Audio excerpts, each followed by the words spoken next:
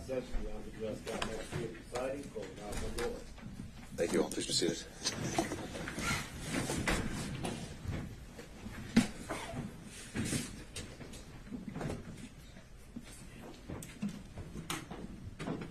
All right, we are back on the record with 23 SC 188947. If we could have counsel starting with the state identify themselves for the record for the purpose of today. Adam Avadi for the state, Your Honor. All right, and in order of the styling, let's start with former President Trump. I think we have Mr. Sadow on Zoom. You do, Your Honor. Good afternoon. Steve Sadow for President Trump. We waive his presence, and I believe Ms. Little is also on Zoom. And okay, thank you, Mr. Sadow. On behalf of Mr. Giuliani. Alan Stockton on behalf of Mayor Giuliani. I think David Lewis and John Esposito may be on Zoom as well. And we waive his presence. There we go. On behalf of Mr. Meadows. Your Honor, Jim Durham on behalf of Mr. Meadows, and he waives his appearance. Thank you, Mr. Durham. On behalf of Mr. Clark. Harry McDougald, Your Honor, and he also waives his appearance. Thank you, Mr. McDougald. On behalf of Mr. Cheeley. Good afternoon, Your Honor. Richard Rice, President Court, Chris Anulowitz is Zoom, and Mr. Cheeley waives his presence. Thank you. On behalf of Mr. Roman. Good afternoon, Judge Ashley and John Merchant. On behalf of Mr. Roman, and he waives his presence. All right. On behalf of Mr. Schaefer. Greg Gillen and Anthony Lake on behalf of Mr. Schaefer, and he waives his presence. On behalf of Mr. Floyd. Morning, Your Honor. Good afternoon, Your Honor. Chris Kucherov and Mr. Floyd. We also waive Mr. Floyd's appearance. Thank you, Mr. Kucherov. And on behalf of Ms. Latham. Anybody here on behalf of Ms. Latham? All right. I know before we'd had Mr. Cromwell, and I had not heard anything from him. I don't know if any other parties have as well. But Your Honor, I believe Mr. Cromwell is in a deposition in South Georgia. That's all I know. all right. There's a Zoom participant, Mr. Cromwell. Looked like he joined. Okay, that's helpful to know. Mr. Cromwell, can you hear us? All right. Well, we'll keep an eye on that to see if he does join us, and we'll take it up as it comes. So, just a few preliminaries. First of all, I'm a bit under the weather, so I'll try to speak up, but if anyone can't hear me, just let me know. I'll try to talk close to the microphone. But we are here today, the sole purpose of which is that at the conclusion of the hearing on February 16th, I announced that I'd be meeting with Mr. Bradley in camera to assess the validity of his assertion of attorney-client privilege. I've now been able to do that, and I also allowed Mr. Wade the opportunity to weigh in and respond as well. And after considering the testimony, not only in camera but also of what came out at the hearing, I found that neither Mr. Wade nor Mr. Bradley had met their burden of establishing that the attorney-client privilege applied, specifically as it relates to Mr. Bradley's knowledge of any relationship that existed between Ms. Willis and Mr. Wade, and particularly that it wasn't established that his specific knowledge came about in furtherance of legal advice. So having made that determination, I didn't see any other choice but to allow the parties to have an opportunity to explore that topic with him. There's really, in my mind, it's that topic only. I think that if there's anything else we've already covered, I'm not here to do it again. So with that, is there anything else we need to cover before kicking that off? Just Mr. Wade, he's still a potential witness.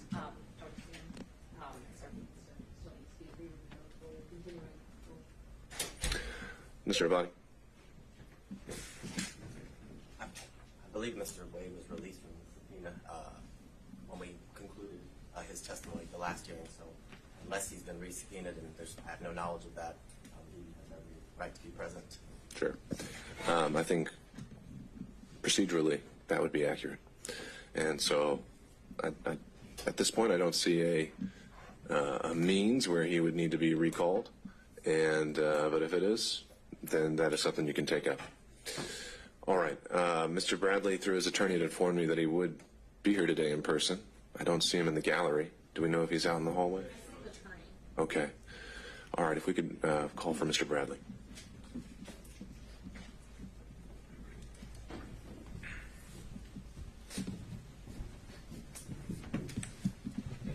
Judge, would it be permissible to sit in the jury box? That's fine. Thank you. All right, Mr. Bradley, Deputy Scott will swear you in again.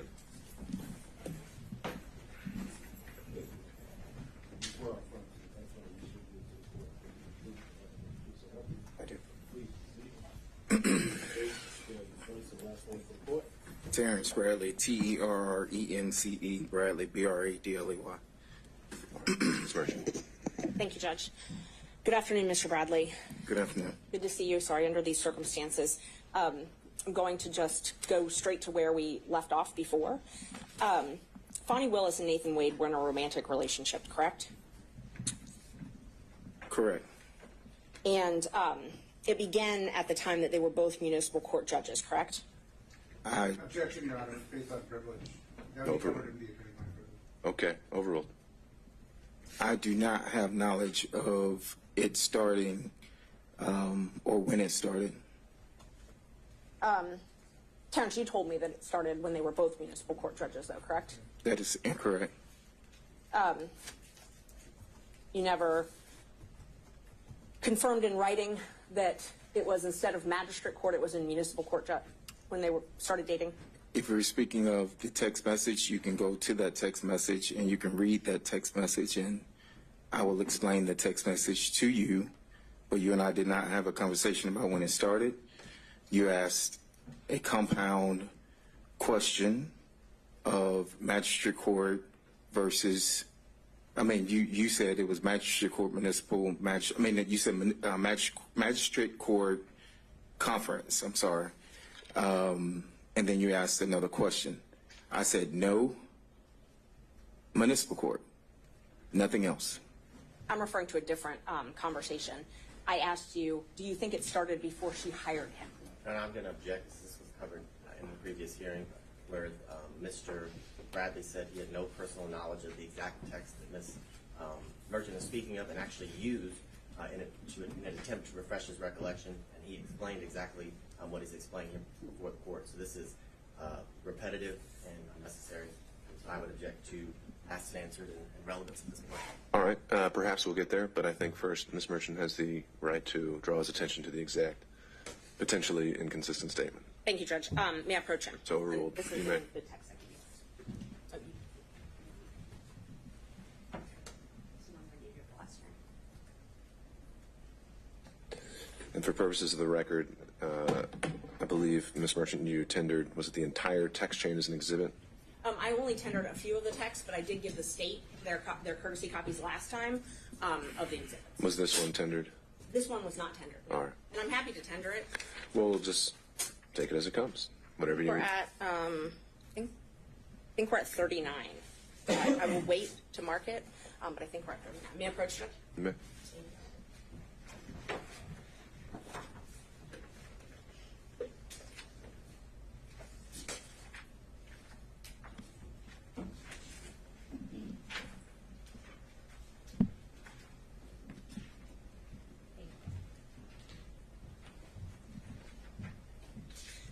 All right.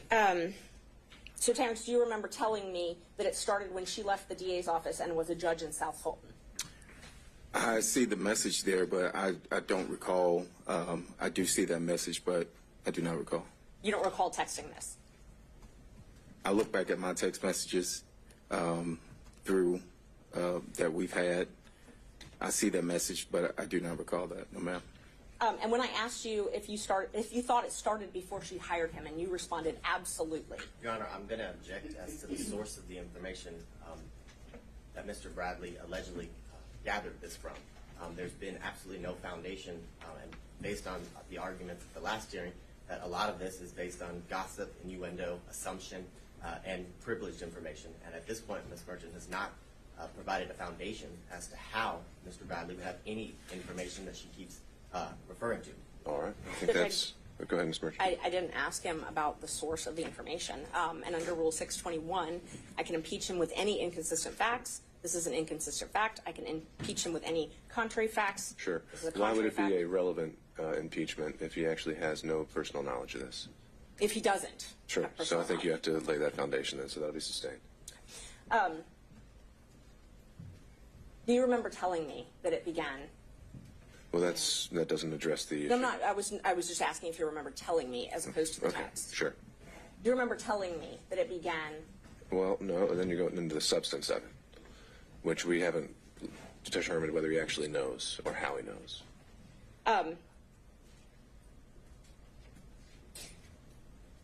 You told me, in fact, you corrected me when I said magistrate court. You corrected me and said it was municipal court. Do you remember that? Same objection, Your Honor. This is the exact same issue, right? Well, I'm asking if he remembers that. He hasn't answered that question yet. Right, but the relevance of whether he remembers it isn't established until we know how he remembers it or why he knows it. If that makes sense. I guess not. I'm sorry. How he knows it? I'm just asking if he told me that. Right. So I wasn't asking how he knew that. I wasn't asking the source of that knowledge. I was asking if he told me that. Sure. That was it. But that's the point. It's how he knows it. Right. The source of his knowledge, the state would contend, is hearsay because it's gossip and innuendo, which is what was indicated the last hearing. Well, it may not be hearsay. It may not be gossip. We haven't really gotten there yet. We don't know how he knows what apparently he's telling her, and I think we need to figure that out before we can go any further. Yes, and if the source of the information is a witness who've testified, then it's not hearsay. So when did the relationship start? I cannot answer that. When was your first knowledge of the relationship? Objection, Your Honor. He's already answered that question multiple times today. He said he had no idea the timeline or when it occurred. That was one of the first questions that Ms. Murphy asked. I didn't ask when. I asked his first knowledge. He testified he has knowledge that they had a relationship. I asked him when he first got knowledge of that. Okay, so if the question is, when did you first get knowledge, I think we can start there. That was the question, yes. All right. Thank you.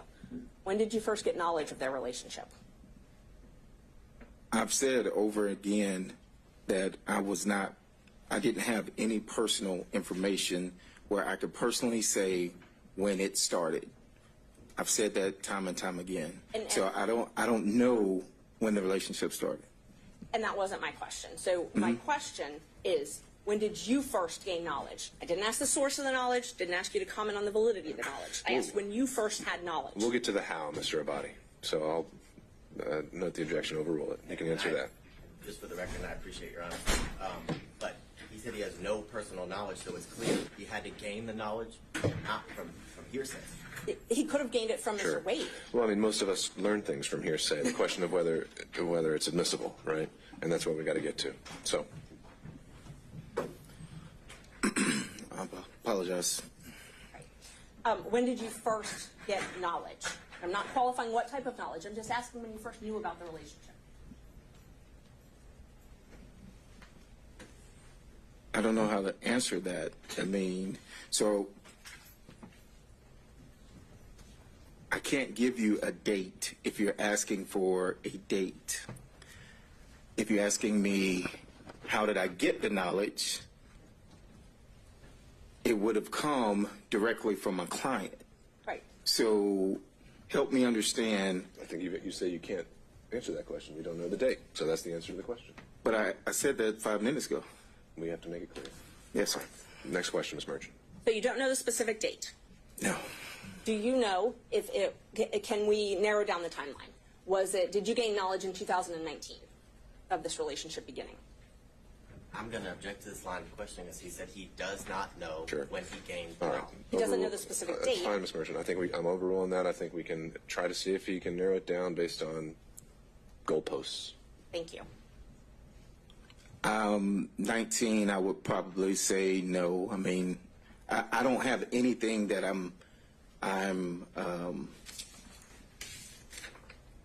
there wasn't a specific date. There wasn't a football game. There wasn't something that I can attribute to him telling me whatever. And so you're asking for a date. You're asking for a year. It's still a date. And at this time, I am telling you that I do not have the date.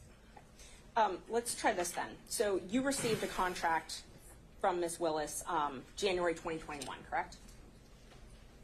Can I see the?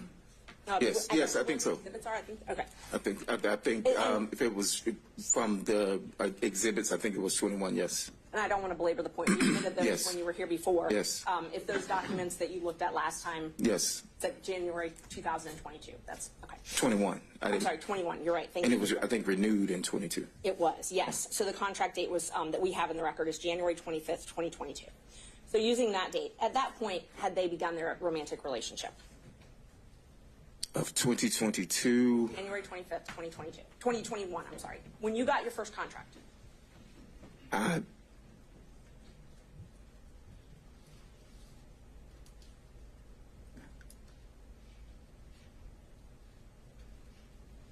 I don't recall. I don't recall any specific dates. No, ma'am. You remember when you got that contract, though, correct? I remember I had the contract, yes. Okay. And you told us last week, or I guess it was the week before now, you told us that Mr. Wade brought you that contract, essentially told you about that contract. That is correct. So Ms. Willis is not the one that brought that contract to you directly. It was Mr. Wade. That is correct. At that point in time, they were already engaged in a relationship, though, I'm correct? going to object, Your I Honor. can't say that. Characterization of what Mr. Bradley just said. He just said he does not remember. There's nothing specific. He doesn't remember the exact date. I think the question now is to reference it or tie it to maybe some other event that he might remember. I agree with Your Honor. She asked that specific question. He said he does not remember any specific dates after signing the contract. That's exactly Sure. what he just said. This is All asked right. and answered. I know, and we're getting to the end of it. So, Ms. Merchant, you don't have much more to pull on here, but he answered that last question, so what's your next one? And Judge, I didn't hear the answer if they were in a relationship January 25th, 2021. Mr. Bradley, do you recall the question? I recall the question, and I can't tell you accurately whether or not they were in a relationship at the time. You asked me about him bringing me a contract. I said he did bring me a contract, and that is accurate. Do you remember knowing Ms. Willis prior to her taking office as the DA? I had very little contact with Ms. Willis. I knew her through my business of coming down to Fulton, if that's what you're asking. Yes. You knew her through the business. So you had met her prior to your contract? I'm going to object to relevance at this point as to why we're here today. Sure. Judge, he doesn't remember much of anything right now, and so I'm trying to create a timeline to hopefully piece this together. All right, well, I'm not seeing really the likelihood that that's going to have any success. I'll let you ask a few more questions, but if he doesn't have a date, then I don't know that you're going to be able to create one today. Okay, thank you.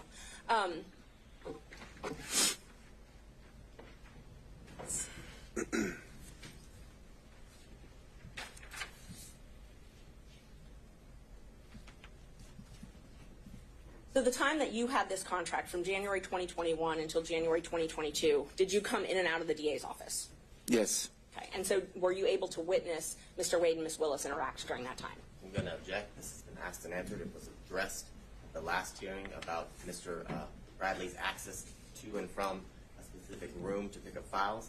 And Mr. Bradley said that he rarely saw them together, but this was Yeah, I think the only avenue that was closed at the last hearing was his personal knowledge, potentially through, well, actually, no, if he testified, it was that he had no personal knowledge. It's knowledge that conveyed to him that was cut off at the last hearing.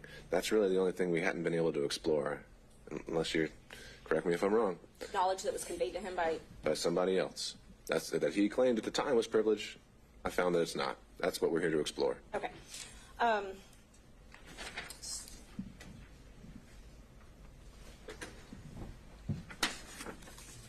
Do you remember telling me that not many people knew where they met? I'm going to object as to relevance, as to his personal knowledge, which is what 602 requires. Yeah, I mean, we're back to the same point, Ms. Merchant. His personal knowledge is what I'm asking him what he told me. But he hasn't yet told you how he knows that. And so unless you can establish why he should be testifying on this at all, then there's no relevance. And I don't know how he knows that. That would be Then the ask next him. that would be the next question. Then But ask him how he knows it. I first have to establish that he said that. No, you don't. You could go the other way around. When you told me that it started when she left the DA's office and was a judge in South Fulton, where did you gain that knowledge from?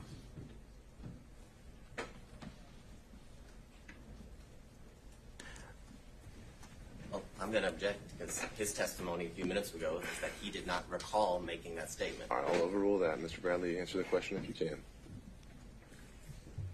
Repeat the question. When you told me that their relationship started when she left the DA's office and was a judge in South Fulton, where did you obtain that knowledge from?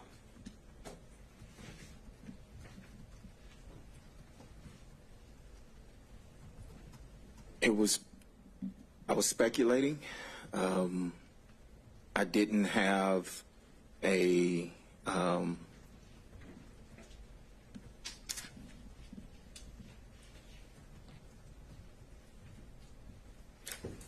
no one told me I was speculating. No one told you that? No one told me that. You were speculating based on things that had been told to you or things you had observed? So I'm going to object as to the nature of this line of questioning because the witness has made it clear he was speculating as to how or what he knew.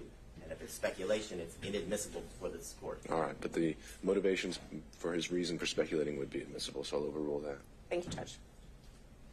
Was this speculation when you told me that? Was that based on things that had been told to you and things that you had witnessed? I never witnessed anything. So, it was speculation. I can't tell you anything specific, if that's what you're asking. You can't tell me anything specific as to why you speculated about that? No, this was however many years ago. I mean, I don't recall, but no, I don't. Did you have any reason to lie to me?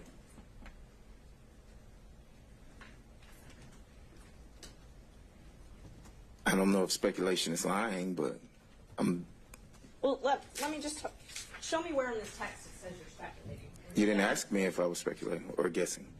I didn't ask you, but tell me if it says anywhere here that No, this is speculation. if this is the same one that you just showed me, it does not.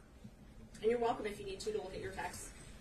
Is there anywhere in here that indicates that you didn't have knowledge of this relationship? Your Honor, I'm going to object. The line of questioning Your Honor directed counsel to explore is where he got the knowledge. He's explored that. He said it's speculation, and he didn't get it from any source other than his own speculation. Sure. So I think we're fleshing that out, and I think it's her right to have a little leeway on this if she's an adverse witness. Thank you, Judge. And Judge, these speaking objections are clearly coaching the witness because he's regurgitating. Your Honor, I object and take offense to that comment. I'm objecting based on the law, and I'm making a record for the court. So I take offense to that comment. It's not the case. All right. Well, I think we can start with objection, the grounds, and the rule number, and then if I need more, I'll ask. Thank you. All right. Thank you. What did Nathan tell you about the relationship? Objection, hearsay. Nathan has testified. It's not hearsay. It's still hearsay. It's an out-of-court statement being brought in for the truth of the matter asserted. So hearsay. Judge. Yeah, this would be for impeachment by contradiction, which would be an exception to the hearsay rule, and admissible as substantive evidence, and the privilege issues are overruled. Thank you, Judge. Well, I think you just overruled the privilege objection, but we don't know when he's talking about. So we've already established that December 2018 was the date of the privilege. Sure, and that's something I covered in the in-camera hearing, and I'm, based on what he told me in that in-camera hearing, I don't believe any statements to this effect were covered by privilege. And Judge, I just want for the record, because sometimes the record doesn't reflect where people are looking, and that when I ask a question, Mr. Bradley is looking at Mr. Wade and his lawyer to wait for them to object, and they're clearly interacting somehow in the court. So I just want the record to reflect that because it wouldn't otherwise. It's there now. A question was put to you, Mr. Bradley. Judge, one of my lawyers is sitting right in the back. We're not going to go down that rabbit hole. You can look wherever you want. Yeah, and I've never looked at Mr. Wade or his attorneys. That sounds true. All right. Mr. Bradley, question was put to you. Repeat the question, please. Yes. So I showed you, or I asked you, I'm sorry, the last question I asked you was, what did Nathan Wade tell you about the relationship? Same objection, Your Honor. And that's already been ruled upon.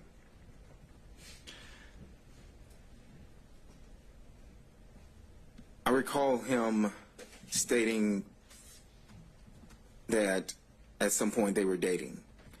I can't tell you what date that was. It was made in confidence. We were in the back of our office. Our offices were the only two in the back. There was no one else present. That is all I can tell you at this time. One time? One time. You only had a conversation with him one time about the relationship? Objection, asked and answered. No, I think that's clarify for their own sitting cross. Ms. Merchant. I do not recall any other time that he mentioned that they were in a relationship. No. You may not. Okay. So you talked about this one time, and you said you don't know when it was, though, correct? That is correct. Was it before Mr. Wade, before you got the contract in Fulton County? Let's start with that. I do not recall. Okay. And how did it come up? Say again? How did it come up? I do not recall how it came up. It was in the back. I know where it occurred. In our offices in the back. I can't tell you what we were discussing prior to that. Okay. Did you receive an email from me on January 6th with a motion attached? I think I did, yes. Yes, I know I received I don't know if the date is January 6th, but yes, I received that, Okay. yes. So you remember receiving that? Yes. The date, okay. And you reviewed it, and then you and I spoke about it. You recall that?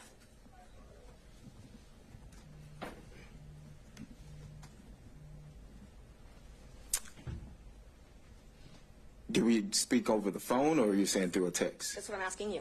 I can't remember whether it was text to phone or... But you recall us speaking, one way or another? One way or another, yes. Okay. And where I was trying to confirm the facts in that filing.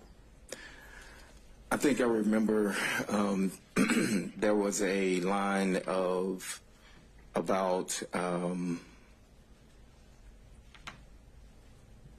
the accuracy of how much money that my office, the law office of Terence Bradley, have received, and whether or not that was going to be in the motion or not.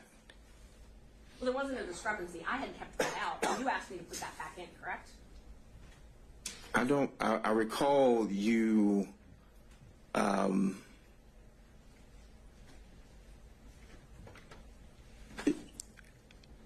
that may be accurate, yes. And you thought, because you thought it might be suspicious if you were left out of the motion. No, I think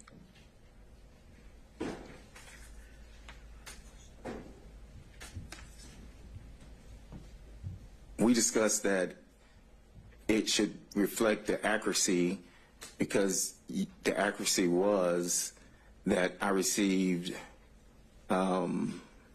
I had a contract and received $74,000. And I think you had put in there that Mr. Campbell had received a certain amount, and then you also had put in there that Mr. Wade had received a certain amount. But there was not anything in there originally, and I said that it needed to be accurate. I needed to be accurate as far as that I had received $74,000. Right. That's correct.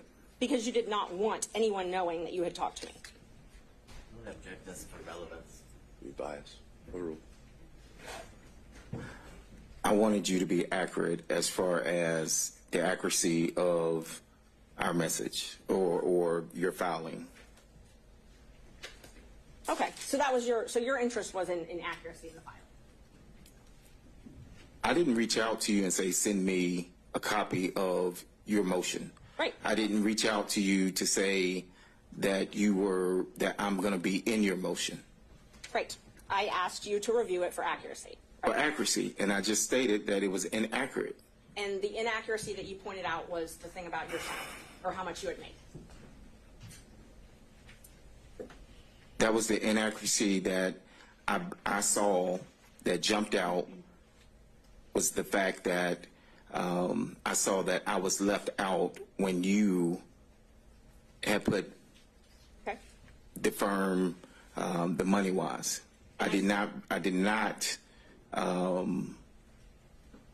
when I responded to that, it was for that specific reason. Okay.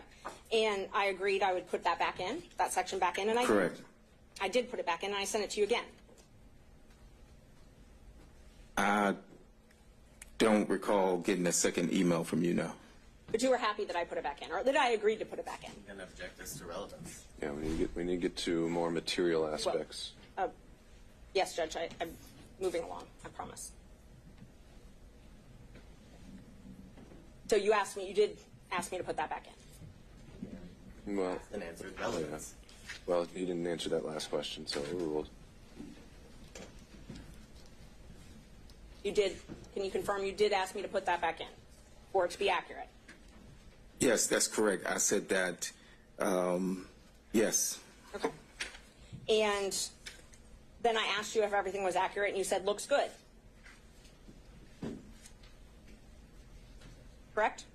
I recall you asking that, but the looks good was applying to the accuracy of the 74,000. That's it.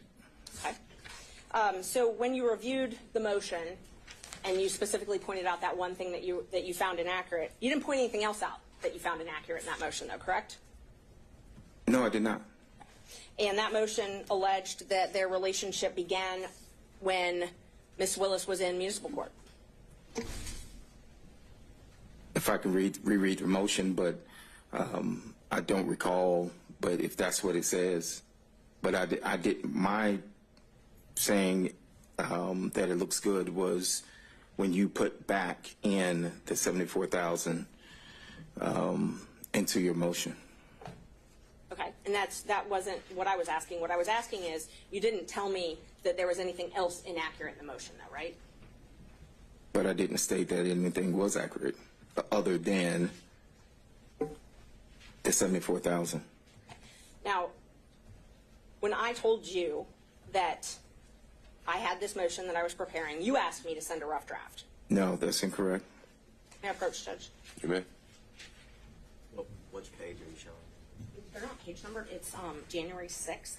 Yeah, of course. I can show you just all the text.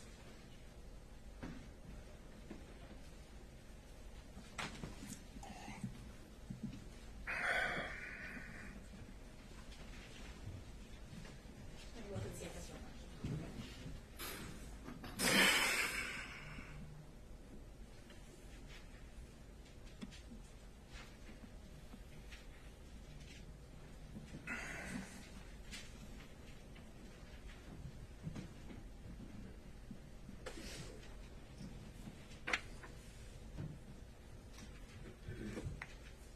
So we had been talking, and you asked me to send you a rough draft, and I told you, okay, but I didn't want it to be leaked before I filed it. Right? That is correct. That is correct. So you're the one that asked me to send a rough draft.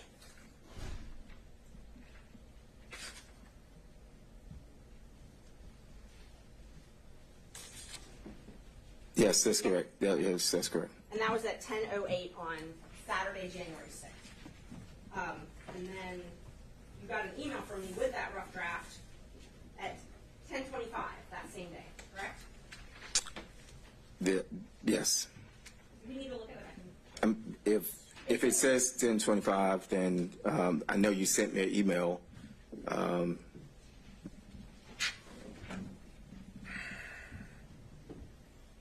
While he's looking at it, I'm going to object us to ask and answer. We've been through the fact that he sent him a copy of the motion, whether he specifically said rough draft or not, and then asked about the accuracy. He's explained his answer, and I've object to ask and answer. So. Understand, Mr. Vine. We're getting there. Overruled for now. And then I responded when we were talking about that footnote that we were just talking about. I said I took it out, but I can add it back. And you said yes, add it back. You remember that? I answered that, yes. And then I said anything else, anything that isn't accurate, and you responded looks good. you recall that? Let me see the. And there, I don't know where the exhibits are. They were admitted.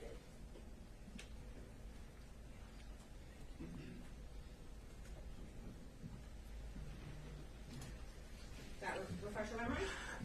It says looks good, but as I stated before, I was responding to you putting me back into the motion for receiving $74,000 in a contract.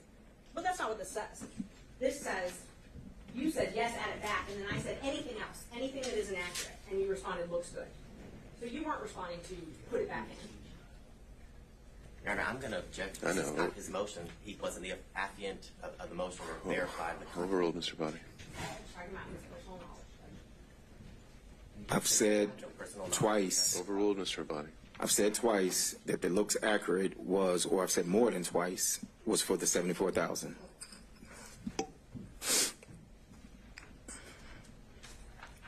Do you remember telling me about Nathan and Fani coming to your office and spending time together at your office? No, I mentioned, I do recall testifying on the 16th that she had come to our office. And that was before she was elected as district attorney, correct? I recall that that was when she was district attorney. Because I said that there was a meeting held at my office. And who was at that meeting? Now, I can't tell you that. I don't recall. But you know Ms. Willis was there, Mr. Wade was there.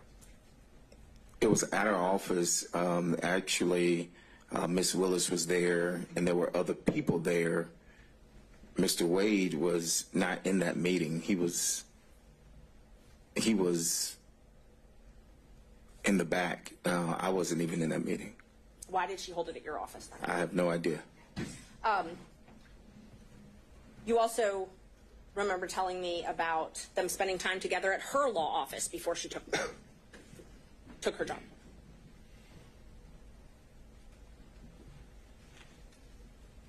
I don't recall. Do you? I don't recall. Do you have something to? Well, what I'm asking is, so let's back up a sec. So Ms. Willis rented a law office from Evans firm, or Andrew Evans and another lawyer, I think Stacy Evans. You have knowledge of that, correct? No, I'm going to object to hearsay. Well, how does he know the information? That would be the correct question. Okay. Ms. Mershon? I don't really know even how to respond to that. Hearsay, I'm asking if he knew that she rented offices. He may have been there. He Right. may have seen a business card or something at some point. I think you can answer that. I've never been to Ms. Willis's office when she was in private practice. I've never dealt with where she rented. I didn't even know where her office was. So. Do you remember, though, knowing that she rented an office? Yes. From the Evans? Yes. You did know that is correct, yes. Okay. And do you remember telling me that Mr. Wade and Ms. Willis would rendezvous at that office? I'm going to object to, again, hearsay as to how he knows that information. He said he has no personal knowledge. He did not say he has no personal knowledge, Judge. He hasn't even answered it. No, he said in general he had no personal knowledge, so it's not been established the source of how he would know this because he said he's never been to her office. All right. Ms. Mershon, if you, I know you're trying to impeach him by a prior inconsistent statement, but unless you can first back up and show why each statement is actually something that he had knowledge of, I don't know if this is going to be relevant. And Judge, I'm not even there yet, but again, a speaking objection, and so now I would anticipate what our response is going to be next.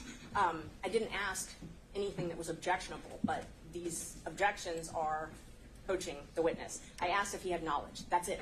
I didn't ask, did someone say this to you? I didn't ask, what did this person tell you? I asked if you knew. Well, no, you're asking if you had knowledge, and then you say of something specific. So once I get an answer to that, if he has knowledge, then I will follow up with where that knowledge came from. all right, well, let's try again. So my question is, do you have knowledge of them meeting at that office? Objection. Foundation. Okay. All right. Overruled. Do you have knowledge of them meeting at that office? I have no personal knowledge, if that's what you're asking. I didn't ask that yet. I asked if you have any knowledge. Objection, that would be hearsay. Overruled. Not if it came from Mr. We don't Wade, know where it Judge. came from. So he said, how do you know, Mr. Bradley? How do you know? Any knowledge that I would have received would have come from my client at the time. Okay, so you had knowledge of this place that Ms. Willis worked. What did you know about them meeting at that office? Objection, hearsay. It's not hearsay, Overruled. Judge. How he knows it, and then you ask the next question. All right, he's already asked the next question. Can you repeat the question? Yes. How do you have knowledge? What knowledge did, well, you just told us. You told us Mr. Wade told you. So tell us what Mr. Wade told you about Ms. Willis and Mr. Wade meeting at the Evans office.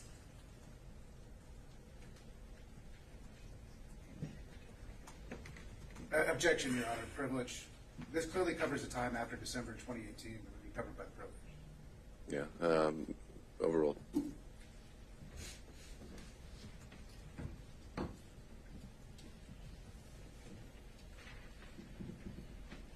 You recall the question, Mr. Bradley? I do not.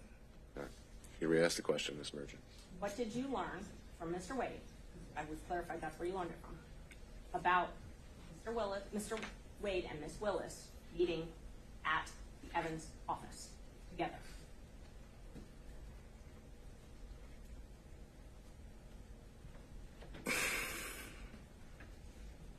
I don't object to asked and answered. He's testified that He hasn't answered. We haven't heard an answer. He testified he had one conversation with Mr. Wade in the back of his law Judge, office. No, and his answer may change. So Tip him overruled. off as to how to answer the question. I can't recall what the conversation was. I do recall knowing that he would go down to the office or had been down to the office, but I can't tell you in what capacity or when or any of that. No. Mr. Wade told you that they had sex at the office, is that correct? I don't recall him stating that, no. You don't recall it. No. So it's possible he did say that. You just don't remember one way or another? I do not remember him saying that. And do you recall that he had a garage door opener to either a house or a condo or something like that of Miss Willis's? I've never seen a garage door opener. I've never been to Miss Willis's house.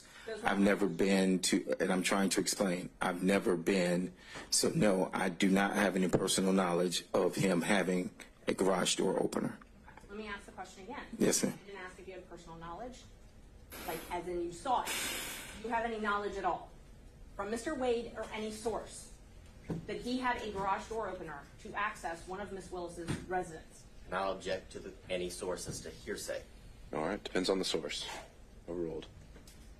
No, I don't have any knowledge. So when you told me that, did you just make it up? Do you have something that shows that I told you that?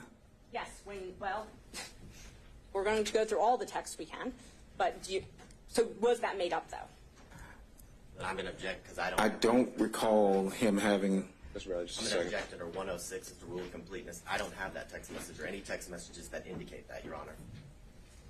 And I don't have, if it was a text, we had that conversation. I actually think it was when he was on speakerphone and Mr. Merchant was there, but I'm not sure. But I mean, if I'm asked to qualify exactly where that's from, I would give Okay, it. so rule of completeness would be if you need to introduce other text to show the context. If you're saying you haven't seen a copy yet, then I think Ms. Merchant needs to do that before you can And I don't decide have, your next step. And that's what I was asking him. If that was something he just remembers making up. If he doesn't, then that's fine. But She referenced text messages and started to go into her packet of papers. Sure. That text So you don't have a text message to that? I would need some time to look through, and I don't remember if I have a text to that or if it was during a conversation. It was one of those. All right, well, And he has now said that he has no knowledge, so on to your next question. Okay.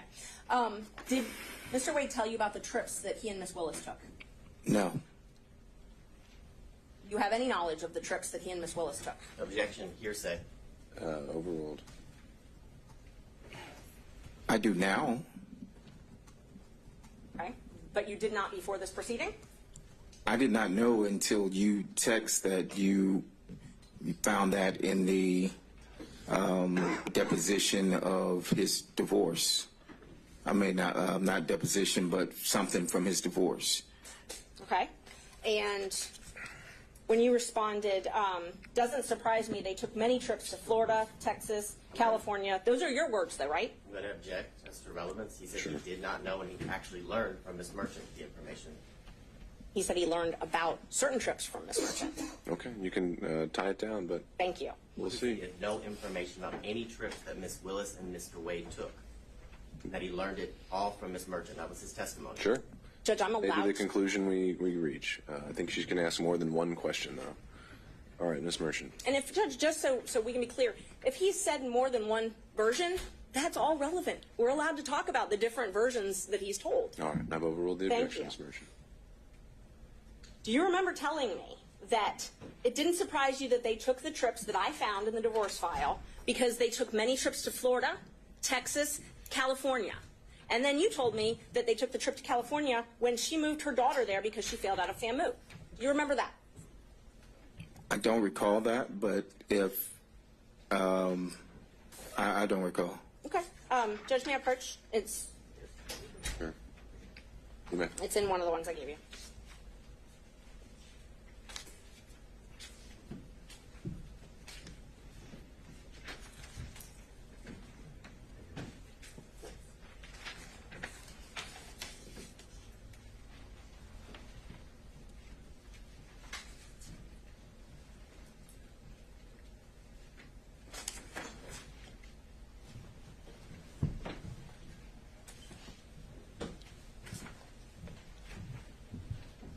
Look at that. Let me know if it refreshes your memory.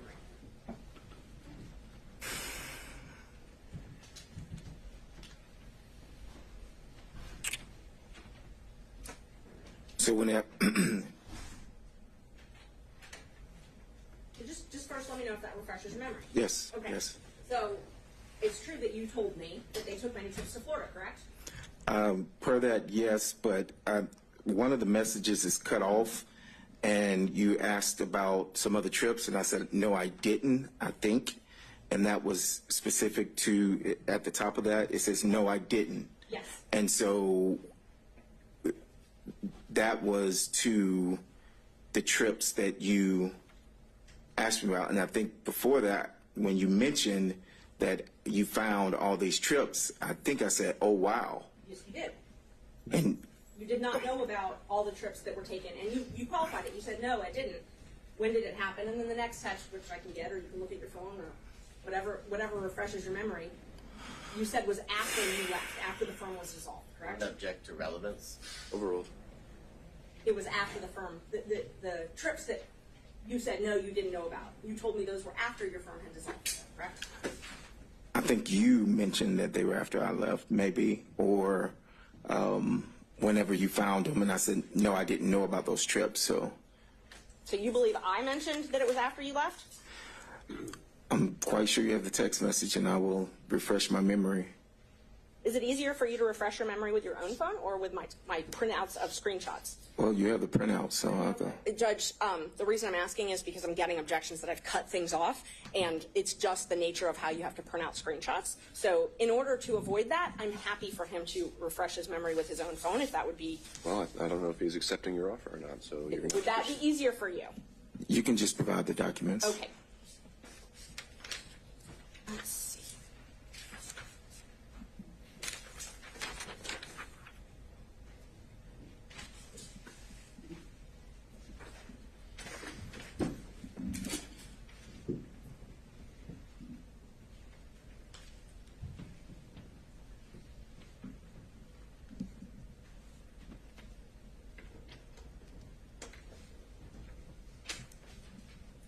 I have some order, Judge, please. Yeah, let me see what we can do.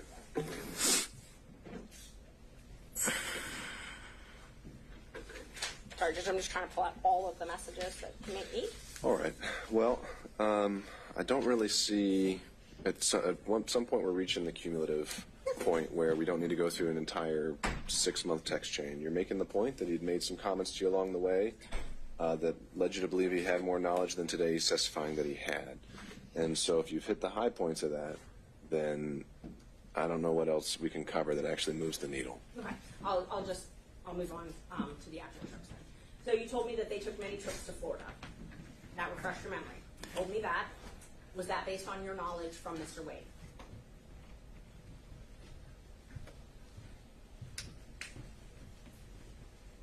That would have been based on anything that my client would have told me. I didn't have personal knowledge of whether they went or not.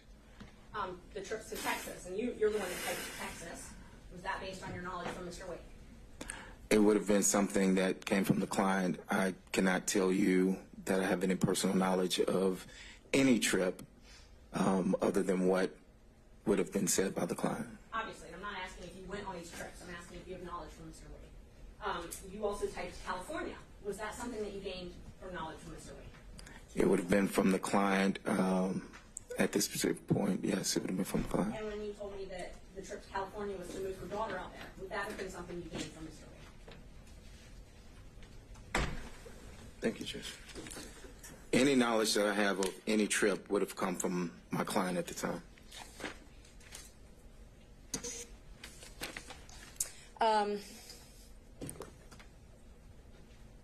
You told us last week that Mr. Wade used your credit card one time. Do you know when that was? I do not. Relevance covered here today. Well, I think this would be impeachment of Mr. Wade's testimony if Mr. Wade testified that he had never used anyone else's credit card before. I object to asked and answered because it was covered during the last hearing where he acknowledged that Mr. Wade used his credit card. Judge, I asked when. Just when, okay? I didn't ask, did he? I asked, when did he? Let's go there. I do not have any dates of when Mr. Wade used my credit card. I testified that we used the card for business and that throughout the business we would order paper or supplies or filing of depositions. I mean, the cost factor of cases is what I said, and that still applies today. Did he use my credit card? He did, but I can't tell you who he used that card, what the trip was for. I can't even tell you at this time where he went. But he used it for a trip. Yeah, it was. I mean, it was for a trip, but I can't tell you where, when, why, or anything to that nature. Correct. And he paid you back in cash. I never testified that he paid me back in cash. I said that he would either pay me back, I said I couldn't remember. I do not recall. Sometimes he would write checks. Sometimes he would pay cash. And that still applies today, that I do not recall him paying me back cash, but I do recall him paying me back. And this was when you were still, before your partnership split up, correct? It would have been before I left the firm, yes. He wouldn't have used my card after I left the firm. Okay. So we can at least narrow down the dates to that. Of before I left the firm, yes. Okay, great. And Mr. Wade gave you details about meeting Miss Willis in Hateville or East Point, as it was called. That's incorrect. He did not tell you about that. He didn't give me details. He did not tell you about meeting with Miss Willis at an East Point or Hateville apartment?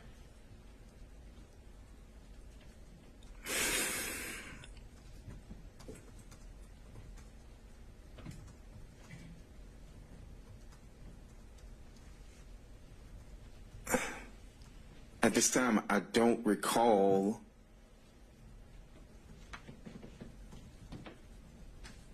No, I don't recall. Where did you get that information from then? He's testified he doesn't recall if he even had that information. I asked if he got it from Mr. Wade, and he says he doesn't recall. So then I asked where he got it from. I do not recall where I got the information from. Okay. And you and Mr. Wade were friends as well as business partners, correct? We were friends in the sense of I've known him for years. Yes, we were friends. And you definitely did not want to come and be a witness in this case, correct? That is correct. And it was after, and we talked about this earlier, that Gabe Banks called you and then Nathan Wade called one of your friends. It was after that that you hired Mr. Chopra to assist you in this matter, correct?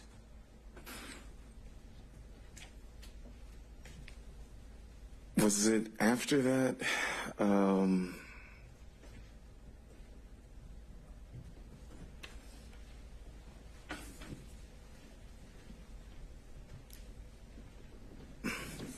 So I hired Mr. Chopra and I hired Mr. Graham. Now, Mr. Graham is here, and when I received the subpoena, Mr. Graham was here at the last hearing, but he also had to go out of town, but he was present. Mr. Graham, I called, and I had started getting calls from media, and I told him to respond to the media, I think, and that was somewhere around whenever you subpoenaed me. So it was, I can't tell you that it was that instance of those calls for Mr. Chopra, but I had engaged Mr. Chopra and Mr. Graham at that time. Okay. I'm going to ask the question again because I didn't get an answer to it. After you got the phone call from Gabe Banks and from Nathan Wade to your friend. I think it was before that, but however, I think it was before that is what I'm stating. When you got the call from Gabe Banks, you called me immediately. Well, actually, you texted me and then you called me. I didn't call you immediately, but yes, we did speak. Okay. And you texted me about it as well. That is correct. Okay. And then we spoke after Mr. Wade called your friend, and we talked about that as well, correct? That is correct. And at that point, you didn't mention anything to me about being represented by Mr. Chopra. But I didn't mention anything about Mr. Chopra or, that is correct. Yes, that was only my question. Let's see. I'm going to show you two more texts that I know. All right, Ms. Merchant, we're going to do This is the 5 more last minutes. 2 questions. Thank you. 3:05, I'm cutting you off. Thank you.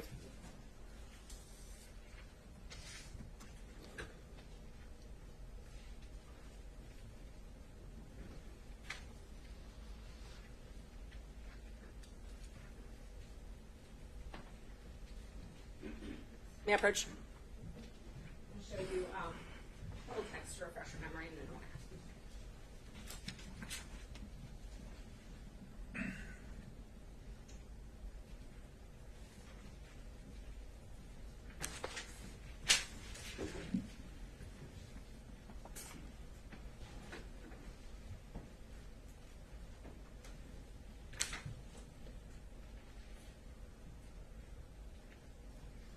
Are these supposed to go together? Yeah.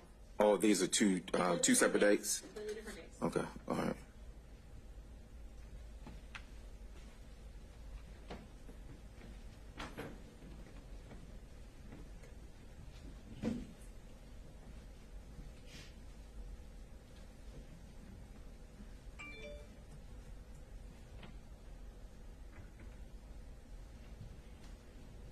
So I know we talked about the other occasions where you said the text was just about the footnote, but do you recall me asking you, do you think it started before she hired him? And you said absolutely. You recall that?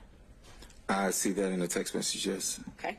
And do you also recall me asking you how they would react if they would attack me? And you said no, they will deny it.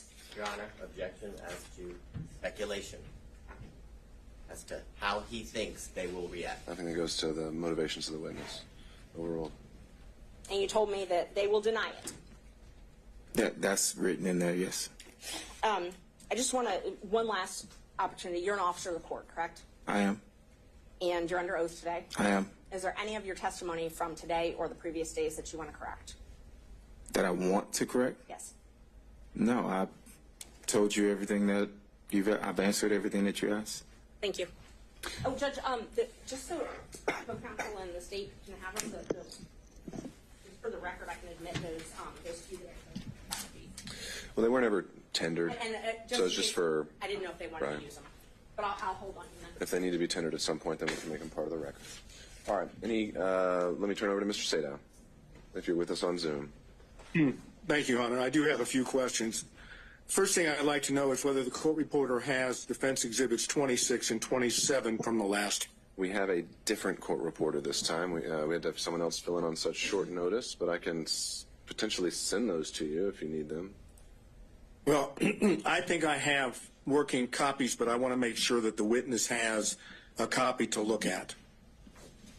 All right. We can try to work through that logistical challenge. This is, you said, 26 and 27?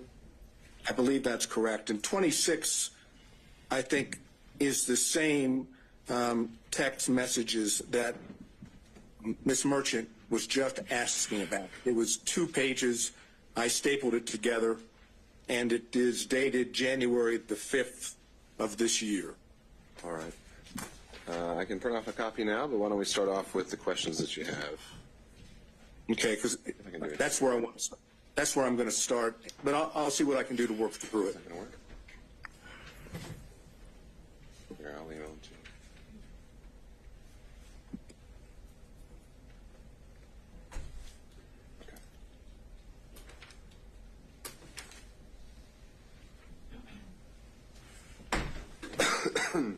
All right, Mr. Sadow, why don't we start with your question, and we'll see if we actually need to get a copy of those exhibits in front of the witness. All right. Mr. Bradley? Yes, I'm here. All of a sudden, I've lost you on the screen. There we go. Well, you're on the Zoom. You're on YouTube, but you're not on the Zoom itself. But not that I can see. I'm here. I can hear you. No, I know. I think his visuals may be a little different, so hold tight, Mr. Sadow. We could try to correct that. Yeah, he was on. He was on when Ms. Merchant was asking questions. We need to add. We need to add a spotlight to to the witness stand and a spotlight to Mr. Sadow, and we don't need all the other boxes. There we go. Thank you very much. Well, then hold tight, Mr. Sadow. We need to add you as well.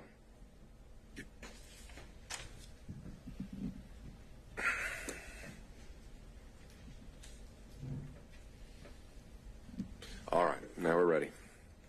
Thank you, sir. Mr. Bradley, you have referred to Mr. Wade as your client, correct? Correct. You understand that the court has ruled that communications that you had with Mr. Wade are not privileged, correct? No, I'm aware that the court ruled that one specific dealing with the time frame of one specific conversation wasn't privileged. Then I'm going to ask Your Honor if it's that the limitation, or to clarify. Email. Sure, Mr. Sadow, you asked whether all communications with Mr. Wade, I think, were covered. That was not the extent of the ruling. The only ones that I deemed were not covered, and that I'd asked about in the in-camera hearing, because those are the ones that were relevant, were any communications Mr. Wade made regarding the existence or non-existence of a romantic relationship with Ms. Willis. Fine, thank you, Your Honor. I understand. So, going back to this line of inquiry, when you say you don't have personal knowledge, what I want to ask you to start with is very simple. Did you have communications with Mr. Wade about the relationship between Mr. Wade and Ms. Willis? It's a simple yes and no. Yes. Okay. And is it your testimony that during the time you were representing him, which I understood started sometime in 2018, is that correct? That's the time frame that I remember, yes. Okay. Is it your testimony under oath that with regard to conversations with Mr. Wade about his relationship with Ms. Willis, that you only had one such conversation during the time you represented Mr. Wade? One conversation of what? I apologize.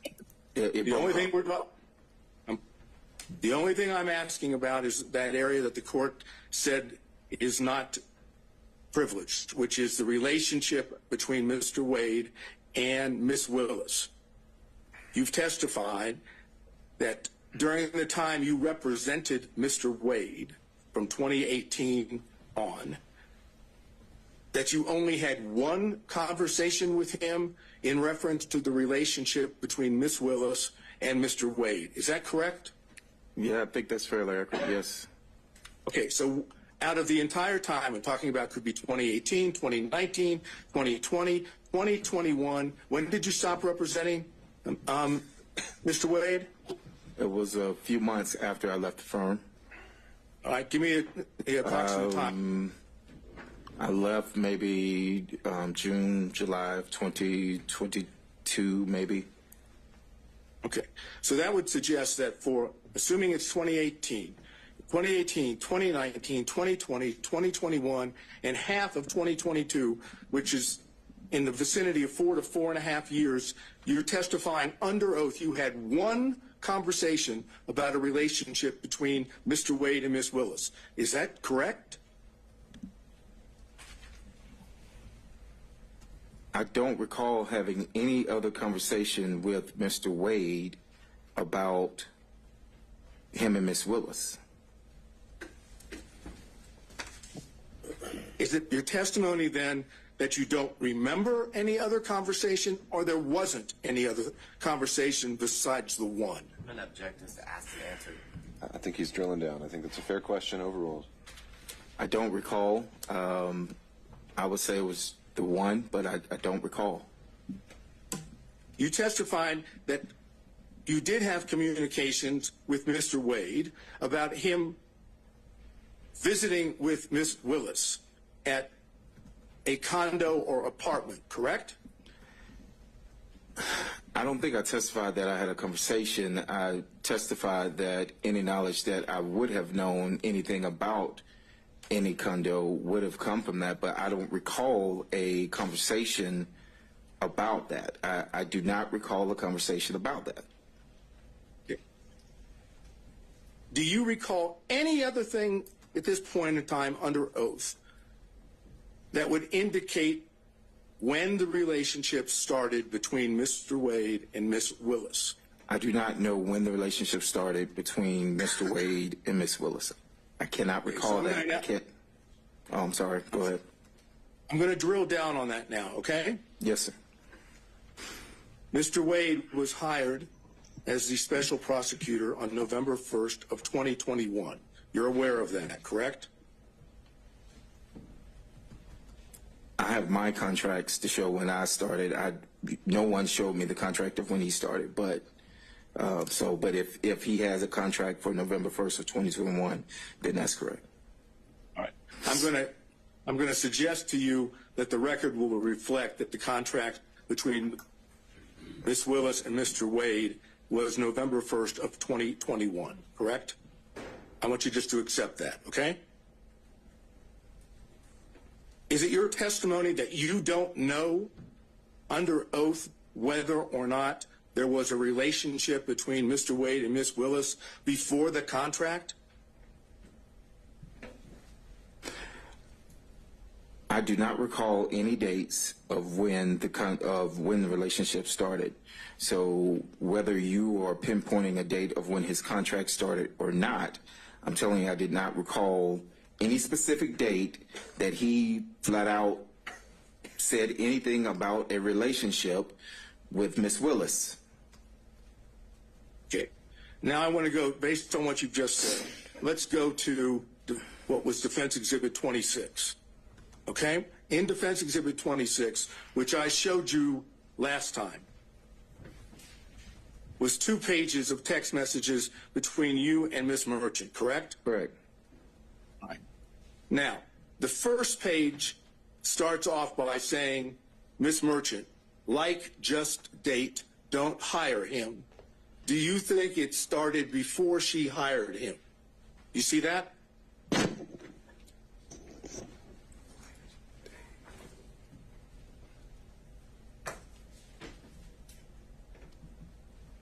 Yes, I see it, yes. And your response to that was absolutely, correct? I'm going to object, ask and answer in cumulative. All right. So, Mr. Sato, I do think we went through a lot of these texts. We didn't go through this whole one. Just a second, Mr. Sato. All right. I'm sorry, Mr. Sato. You said we didn't go through this particular one? No, we stopped right there. I want to go. I answered, because this is the exact language that she just stated a few minutes ago. You could read it back. Okay, Mr. Sato. Are you saying both of these two exhibits weren't already covered by Ms. Merchant? It was not gone, this particular language was not gone into. I'm doing it based on the exhibit itself. Well, let's do it this way. I now move into evidence defense exhibit number 26. All right, and I'd have to search through my notes, but does anyone recall that that one actually been tendered in a minute already? It was. No, it was only presented to Your Honor for you to take back into camera ex parte to speak with Mr. Bradley and his counsel. Okay. Ms. Merchant is indicating that it was admitted. I thought Mr. Sadow admitted it, but I'm organizing, putting them back in order, so I think it might be easier if I just admit the copies of the documents we're all referring to. All right, so Defense Exhibit 26 and 27 are being tendered. Well, actually, only 26 at this time. But okay, Defense Exhibit 6. Any objection from the state? 26. 26. I'm going to object as it relates to foundation and authentication. It was used to, during the last hearing, for the purposes of refreshing his recollection, and it's my recollection is that it didn't refresh his recollection, but I would renew my objection as to asked and answered in cumulative. Okay.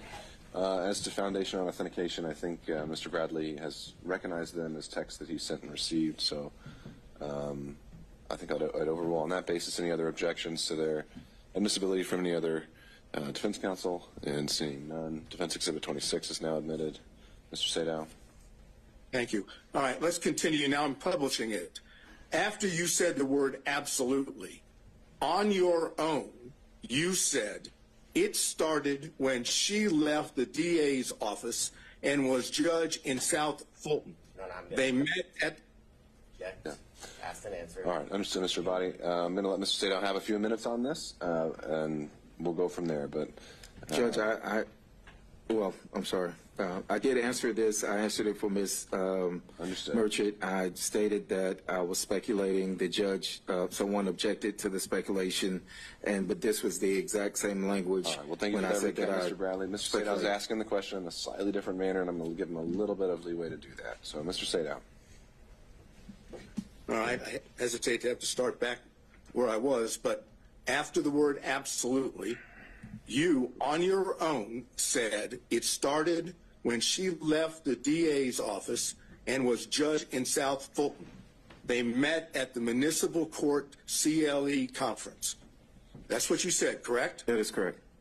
Now, it's your testimony, at least so far, that when you, on your own, gave those two statements in the text, that you were merely speculating and did not have that knowledge from Mr. Wade. Is that your testimony under oath?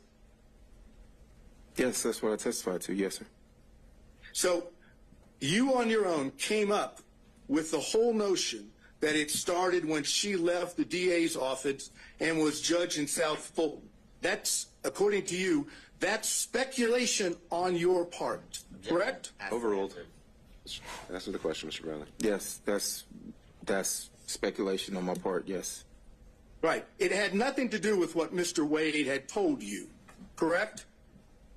I answered your question. I was speculating to the answer. That is correct. So maybe you can tell the court, in your own words, why in the heck would you speculate in this text message and say that it started when she left the DA's office and was a judge in South Fulton? Why would you speculate and say that in a text? I knew they had met at the municipal court conference. How do you know that? I'll stop you right there. How did you know that? I answered that at the last. I knew that. You now. I knew that Sir, because I'm asking you questions, and you are in a situation where you get to give answers. Mm-hmm. I'm asking you, how did you know that? How did I know when they met? Somebody told you that, right? When they met?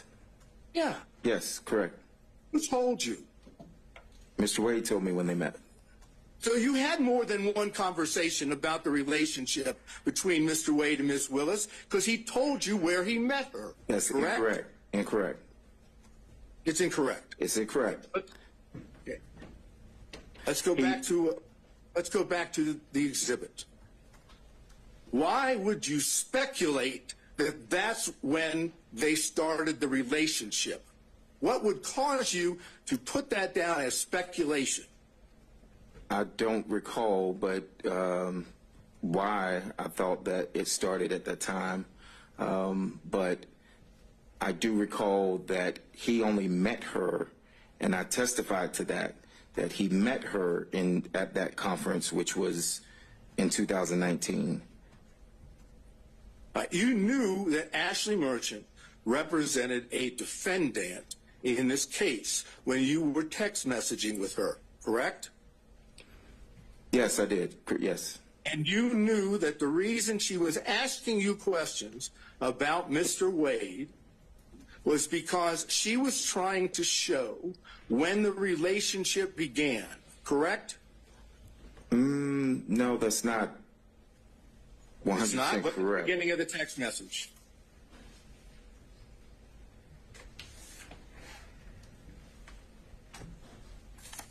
Yes, but what messages were before this message, before she sent that?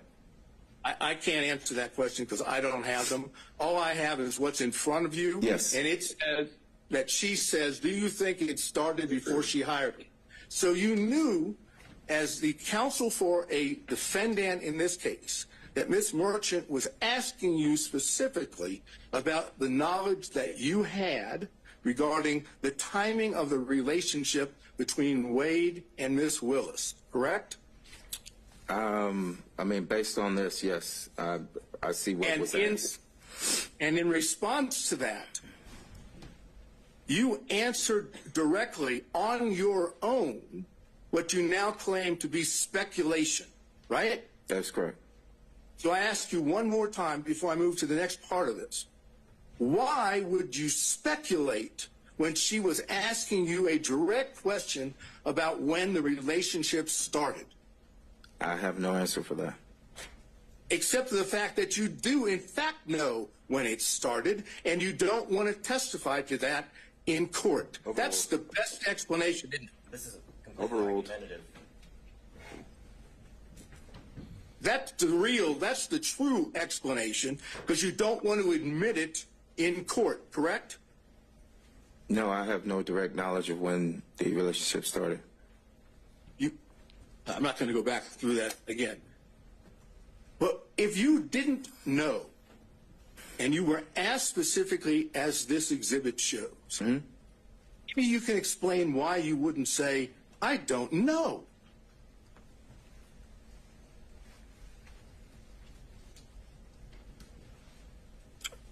Is that a question? You're asking me a question to answer? Definite question. State that again. I apologize. If you're being asked, as we've just gone through with this text message from Ms. Merchant, Yes. as the attorney for a co-defendant, Yes.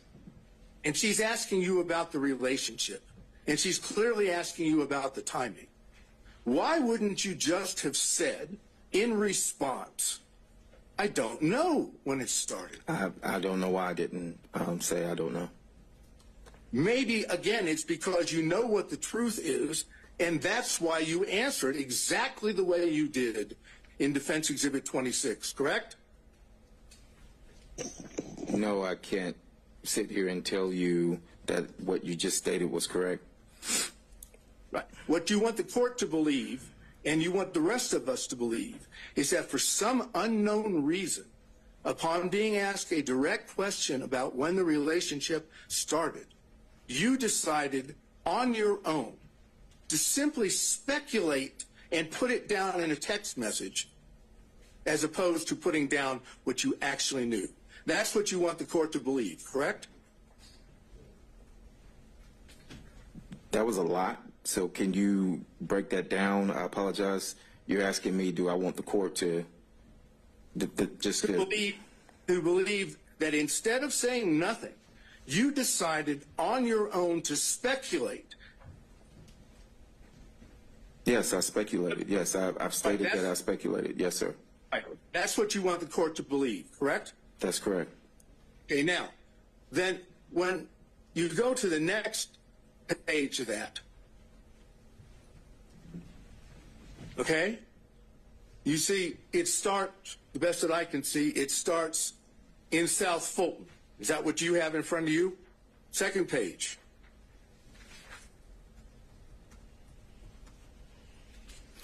The second page that I have says, that's what I figured. Okay, that may be cut off from the one that I have.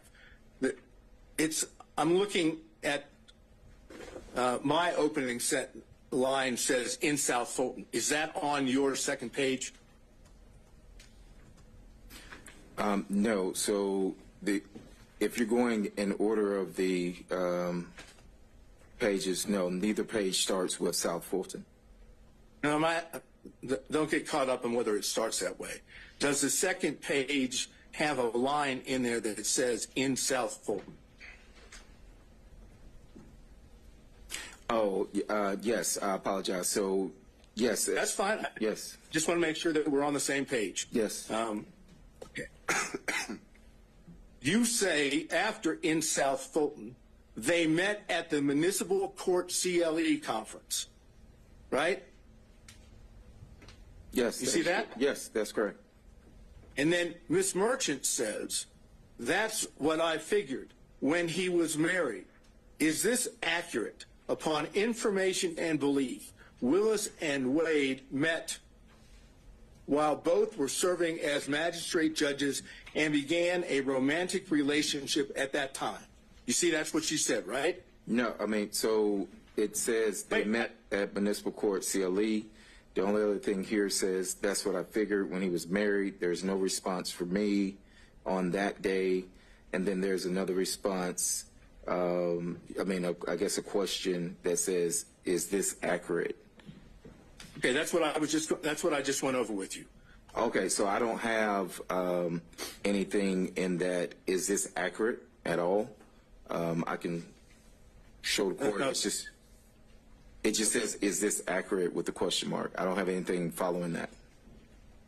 You don't have, after that, upon information and belief, Willis and Wade met while both were serving as magistrate judges and began a romantic relationship at that time? I apologize. It goes to the next page. I apologize. No problem. Just want to make sure that I see that now, yes. All right, so that's what I just read is exactly what Ms. Merchant said to you in the text, right? Yes, that was in the text. Is it accurate upon further information? Yes, that's there. And again, since you have told us that you were speculating when you gave the answer that we went over with previously, on this one, you don't say, I don't know. You simply correct her by saying no, municipal court, right? Yes, so she asked, was it accurate? And I said it wasn't accurate. No, it wasn't accurate. It was municipal court. Right, and when you said it wasn't accurate, it was municipal court, you didn't say, no, that's not accurate. They didn't start a romantic relationship at that time, correct? No, but I was referring to the municipal court. No, it wasn't accurate as it applied to I was answering the no municipal court, meaning when she said, is that accurate, it was to the municipal court and not magistrate court.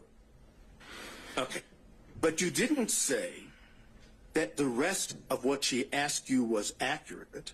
You didn't say, no, that's inaccurate. That's not true. That's not accurate. You simply said the only thing that wasn't accurate was municipal court should be there instead of magistrate, right? So I was answering the question of, it was a compound question, and I was answering the question of, she wrote magistrate court, and I said no, municipal court. Right, but it's not compound. It's one statement upon Mr. Sadow. information. I'm sorry. No, that's okay. I know the feedback and the delay is complicates things, but I think you've adequately made your point here, and I don't think we need to belabor it much longer. Let's move on to the next issue. Okay, thank you, Your Honor. Mr. Bradley, prior to coming into court today, did you and your lawyer meet with anyone from the district attorney's office? No. I mean, no. Not that I know, I'm aware of, no. I did not meet to anyone. Sorry. I did not meet with anyone outside of my attorneys. Did you have any conversation? I did not. Meeting, conversation. I did not. So you have not spoken, if I understand you correctly, prior to coming into court today, you've not spoken with the prosecutors? No. Right? I've not spoken to the prosecutors. I've not spoken to defense. Have you spoken to Mr. Wade? No.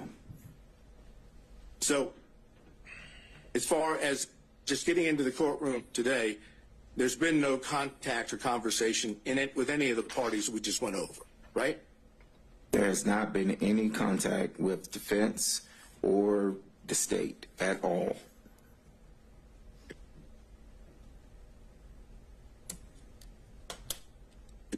I think I have basically just one or two more questions. Why would you see the need to speculate when you were texting with Miss Merchant? I think we did cover that one, Mr. Sadow. I think that exact question was already put to him. What would be the next one? I'm trying to look. Let's go to 27. Defense Exhibit 27. Do you have that now, sir? I do, sir. All right. Would you look at it and tell me whether or not the Defense Exhibit 27 appears to be accurate? Because I want to seek to introduce it into evidence. It consists of an email to you from Miss Merchant and a text response from you, correct? But the text response was not in response. So yes, it does consist of the email and a text response. I'm not saying that the text response applies to the entire email that was sent. All I've asked you right now is, is the email and the text, are those accurate in the interaction that makes up Defense Exhibit 27? As it applies to the stapling of the email and the stapling of a text message chain, yes, that is Defendant's Exhibit 27. This is, it's accurate. Okay, I would move Defense Exhibit 27 in. I believe it was treated the same way as 26 last time. Same objections, Mr. Abadi? Yes, Judge. All right, overruled. Any other objections from defense counsel? Seeing none, Defendant's Exhibit 27 is admitted. All right. Anything else? Your Honor, I don't know. Yeah, I don't know whether you'll find this objectionable or not. I'll ask it, obviously. All right.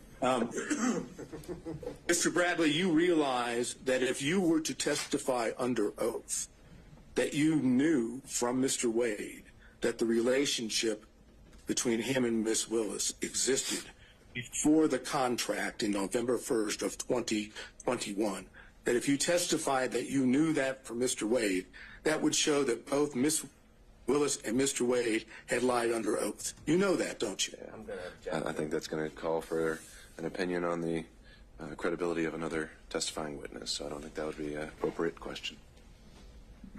Then that's all I have, Your Honor. Thank you, Mr. Sadow. Mr. Stockton. Just briefly, Judge. We'll see. Mr. Bradley, do I understand from your prior testimony that Ms. Merchant sent you a motion to review prior to her filing it? Objection. I'll some cumulative answers. Right. I'm going to give him just a little bit. All right, Mr. Stockton. Maybe this is going somewhere else. Did Mrs. Merchant send you a motion prior to January 8th of 2024 for you to review? That is correct. And did you in fact review that motion? That is correct. And did you indicate to Ms. Merchant that the contents of that motion seemed okay to you? Well, so you're referring to Exhibit 27, which, as I stated a few minutes ago, one is an email, one is a text chain.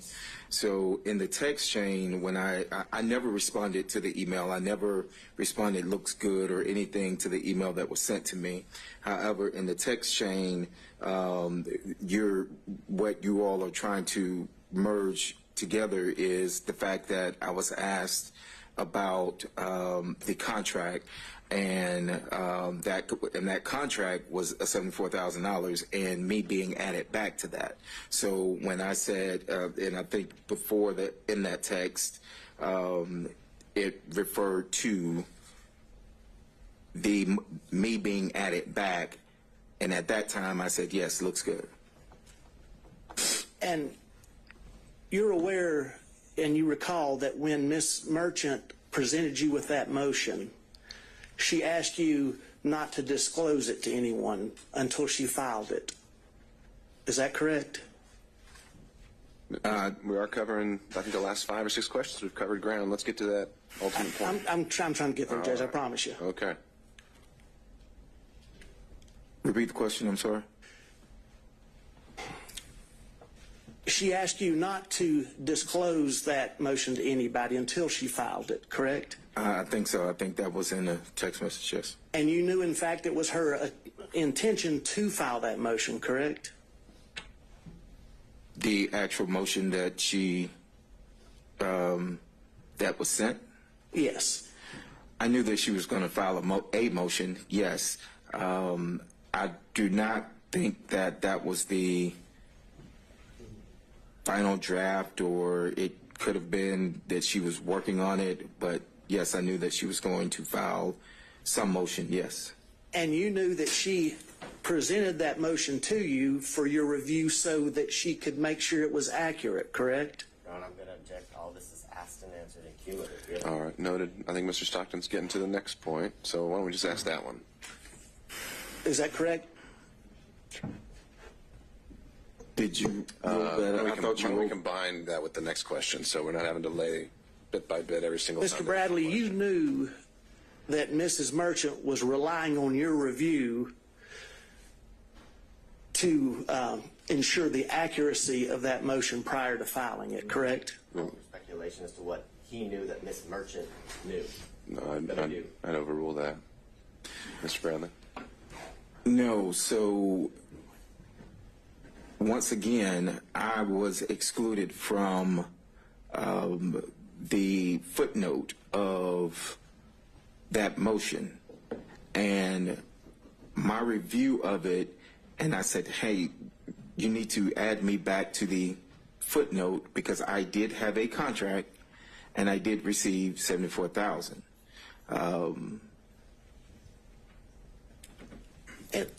If I may help you out, let's talk just about that part of the motion that deals with the relationship between the District Attorney Willis and Mr. Wade. When you reviewed that, you knew that Ms. Merchant... No, I did not know that she was relying on me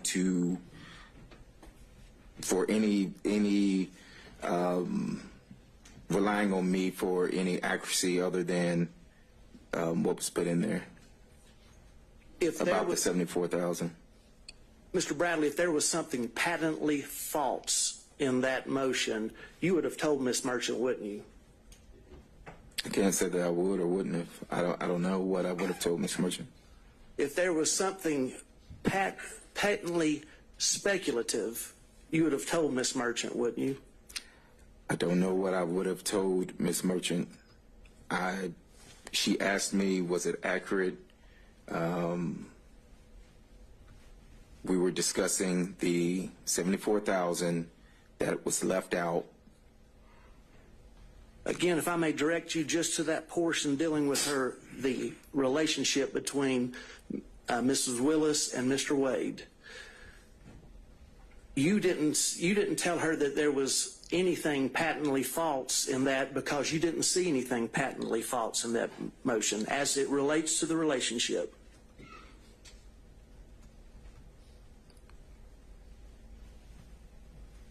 Repeat your question, I'm so sorry. You did not inform Mrs. Merchant that there was anything patently false in that motion that you were presented with as it concerns the relationship because you did not see anything that was patently false, correct? Objection asked and answered cumulative. All right, next question, Mr. Stockton. Sustained. And you didn't see anything that was speculative in there either, did you? Asked and answered cumulative. And sustained, Mr. Stockton. I just want to ask you one more question. I'm coming at from the other way that Mr. Sadow did. Did anybody from the district attorney's office or any witnesses in this case contact you about Ms. Merchant's motion from January the 8th of 2004 until today? Did anyone contact me about her motion? Yes, from the district attorney's office or any witnesses or anybody else involved with the case besides the defense? Other than the call the only personal call that I had was with Gabe Banks. I never spoke to anyone else, and to my knowledge, he's not a part of this, so. That's all I got, Judge. Thank you, Mr. Stockton. Mr. Durham, if you're still with us. No questions, Your Honor. Thank you, sir. Mr. McDougall.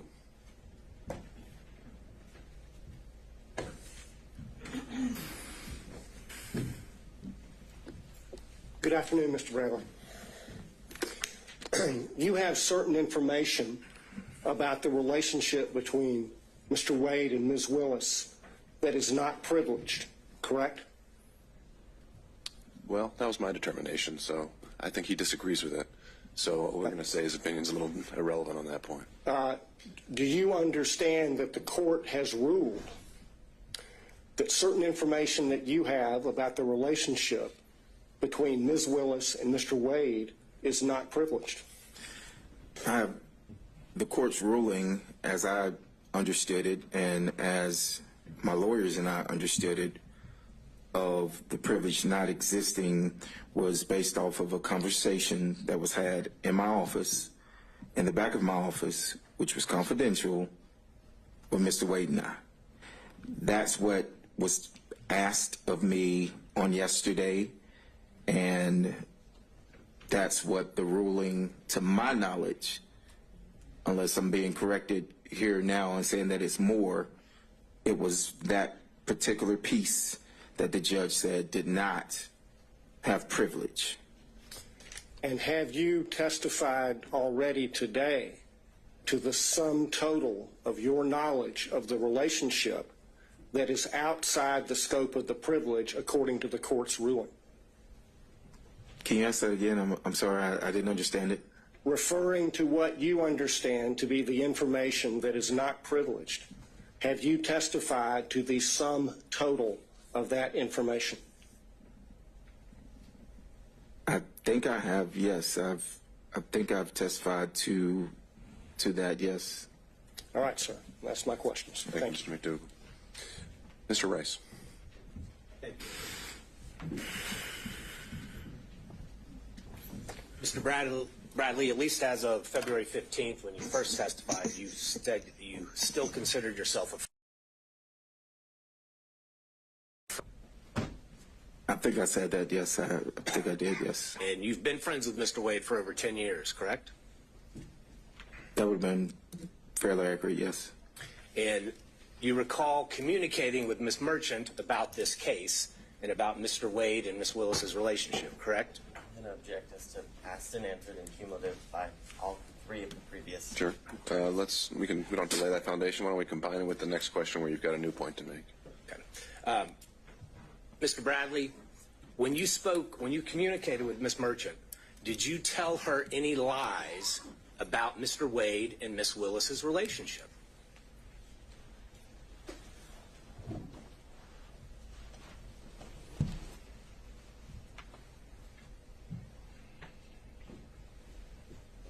Did I lie to Ms. That's a simple question, Mr. Bradley. You're a lawyer. Did you lie to Ms. Merchant when you told her facts about Mr. Wade and Ms. Willis's relationship?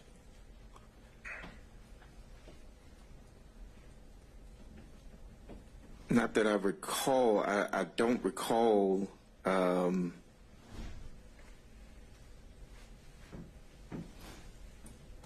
I mentioned earlier that I speculated on some things.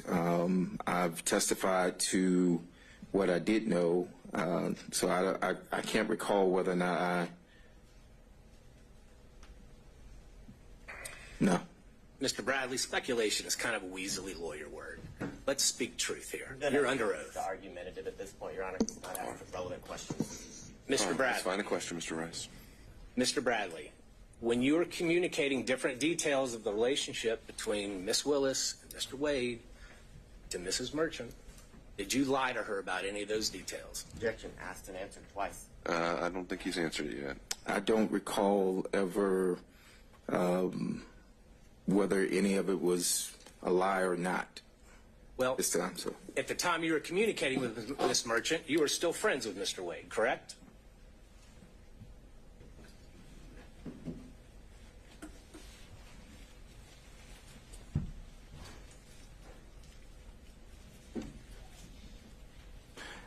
Yes. And at the time you were communicating with Miss Merchant, you knew that she was talking to you in her role and capacity as an attorney in this case, correct? Correct. And you knew that she was going to use that information to somehow benefit and file a motion and benefit her client, correct? I did not know that. Okay, so I did not. Well, I'm sorry. So as an attorney yourself, you are testifying here under oath that you had no idea what Miss Merchant was going to do with all the details that you were giving her about Wade and Willis's relationship. So at the time, no, I did not. I knew that Miss Merchant was gathering information. That is correct. Okay. And did you lie to her when you told her that the relationship began before 2021? I don't think we need to drill into specifics. He's covered it at a high level. I don't think we're going to get much out of this. Mr. Bradley, isn't it true the only thing that has really changed? Well, you were speaking to Miss Merchant, whether by text or by telephone. You never said to her that I don't remember or that I'm speculating, correct? I don't recall. Well, you've looked through a whole lot of text messages. Do you remember ever seeing any communication from you that said, I don't remember?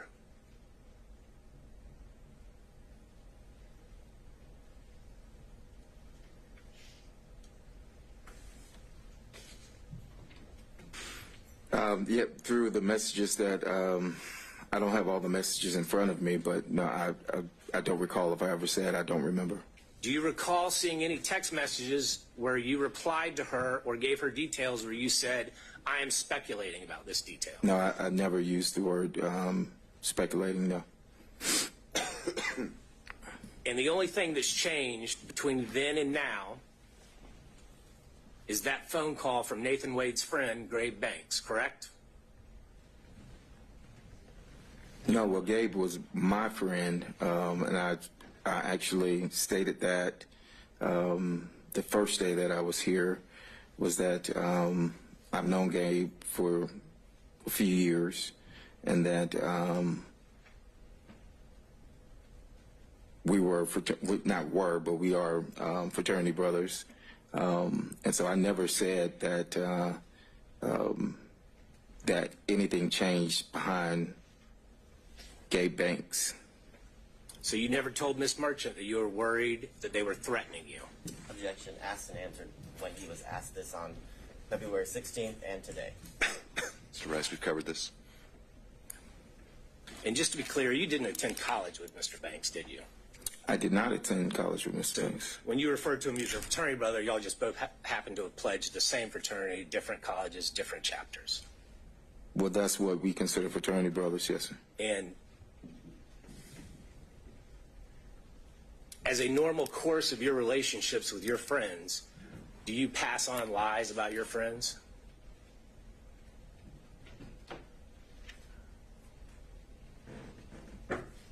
Have I passed on a lie about a friend? Is that what you're asking?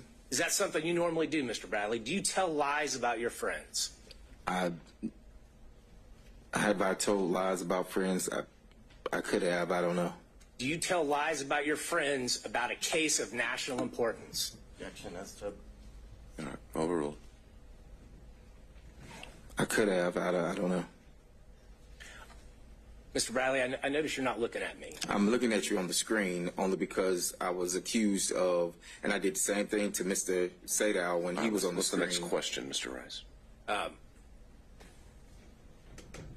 No further questions, Judge. I think it's clear. Thank you, sir. Mr. Gillen.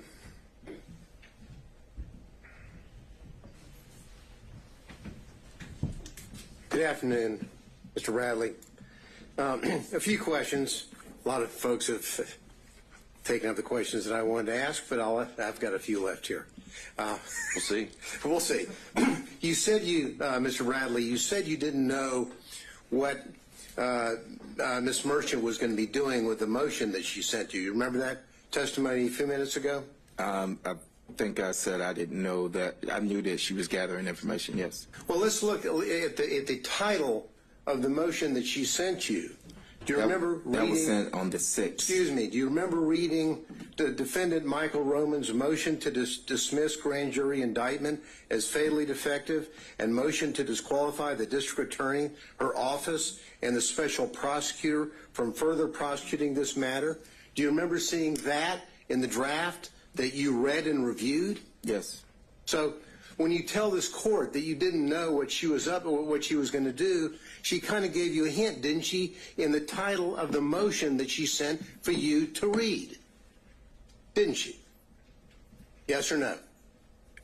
I read the title of what the motion was. There wasn't anything in the title that threw you off. Pretty straightforward speaking title, isn't it? Correct. So you knew that what she wanted was information from you so that she could then file a motion to dismiss the grand jury indictment, to motion to disqualify the district attorney and her office and the special prosecutor from further prosecuting the matter, right? I'm going to object to speculation. You knew that, didn't you? Overruled. Yes or no? When she sent that motion, yes. Okay. And you knew that the special prosecutor that to whom she was referring in that motion was Mr. Wade, correct? You knew that. Yes. Because you read the motion. You said you reviewed it, correct?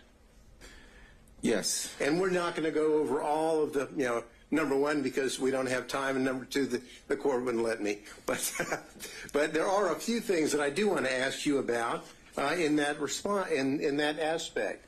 Now, in that motion that you said you reviewed, on page 6 of that motion, well, on page 5 it starts off with, how do we know this? And there's a question mark. All right.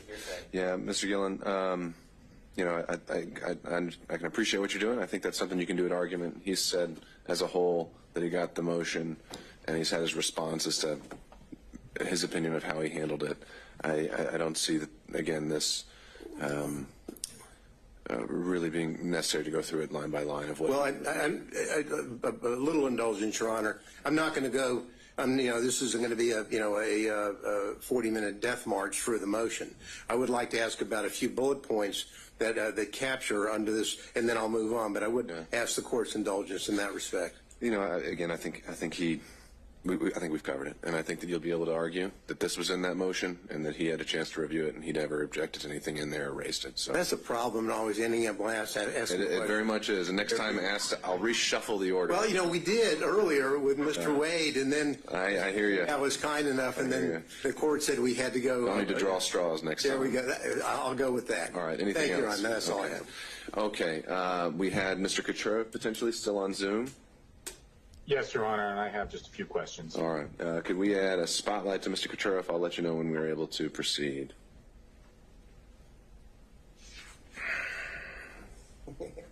Judge, before he starts, can I take a 5-minute restroom? Absolutely. 2 hours. Yeah, we've been going 2 hours, so let's come back at 4 o'clock. I'll also note for the record that we received a notification from Mr. Cromwell on behalf of Ms. Latham, and he said he was waiving her presence. And I don't know if he later decided to join us by Zoom, but I don't think he was electing to log in. So after Mr. Kucherov, just in terms of timing, Mr. Abadi, do you have any expectation of how long your, if any, questioning would last? I don't imagine my question would be very long. Okay, well, let's get back in at 4 o'clock. Mr. Bradley, you can just step out to the jury room.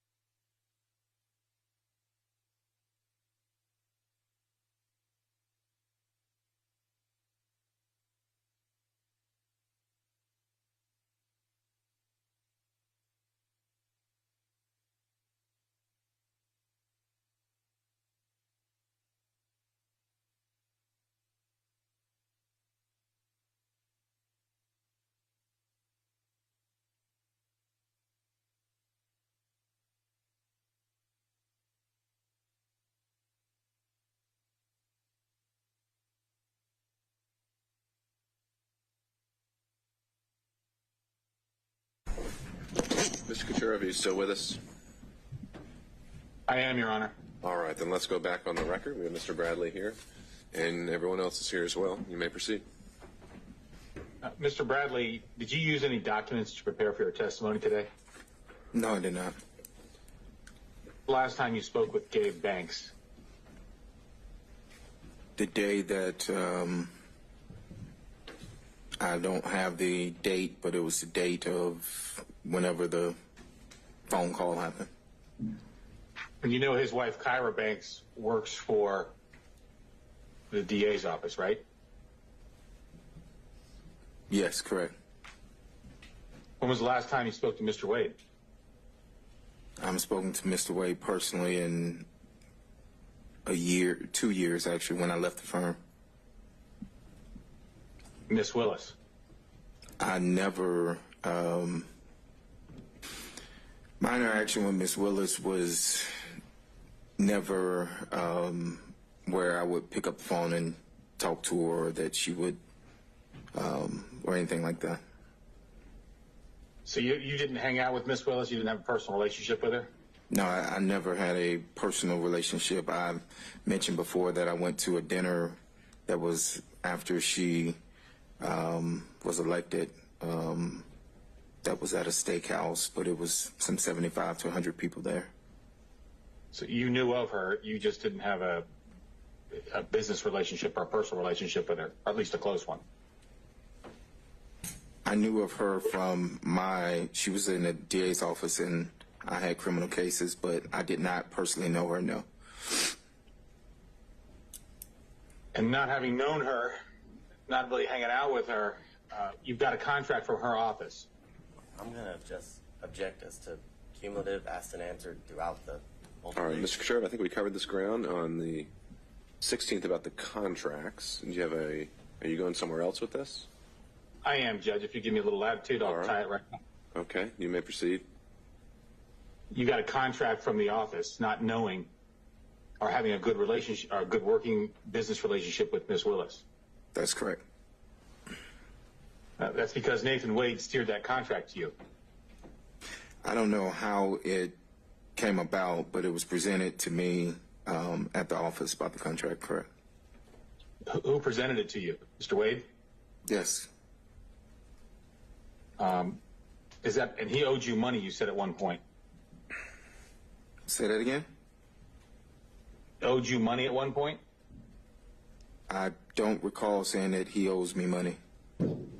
Did he owe you money at one point?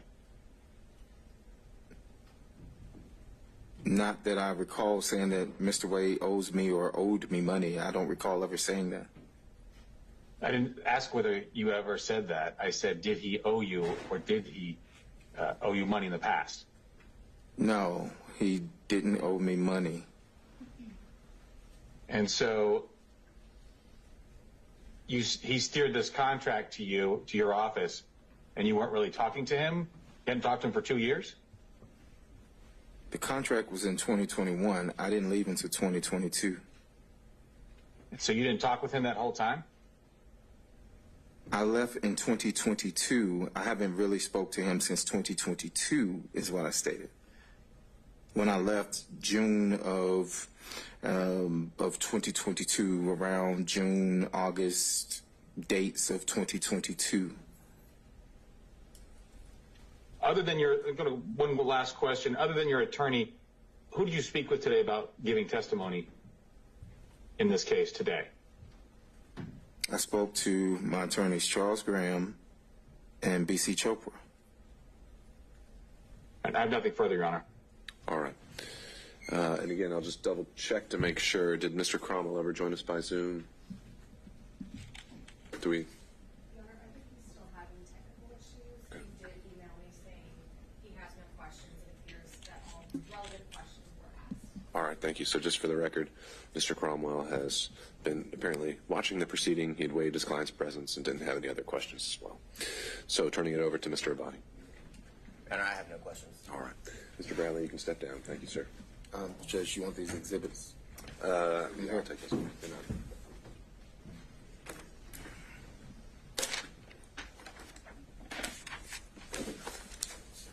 Madam have an excuse you. I'm going to follow up based on some questions, and it's just about the text. And what, just by way of proffer, what about the text? Just to admit, so when other people asked about the text, some of them weren't in the record today, so I organized them. They're the ones that have been talked about today, so I just organized them. I just wanted for a point of reference to have them. Okay. And do we need Mr. Bradley for that? I don't believe so, but Have you marked them? yes. Have you showed them to the state? I gave a copy to the state, but so these Mr. are... Bradley, just hang out just for 1 second, just to make sure. I'll give you all of them. So. Admitting all of them?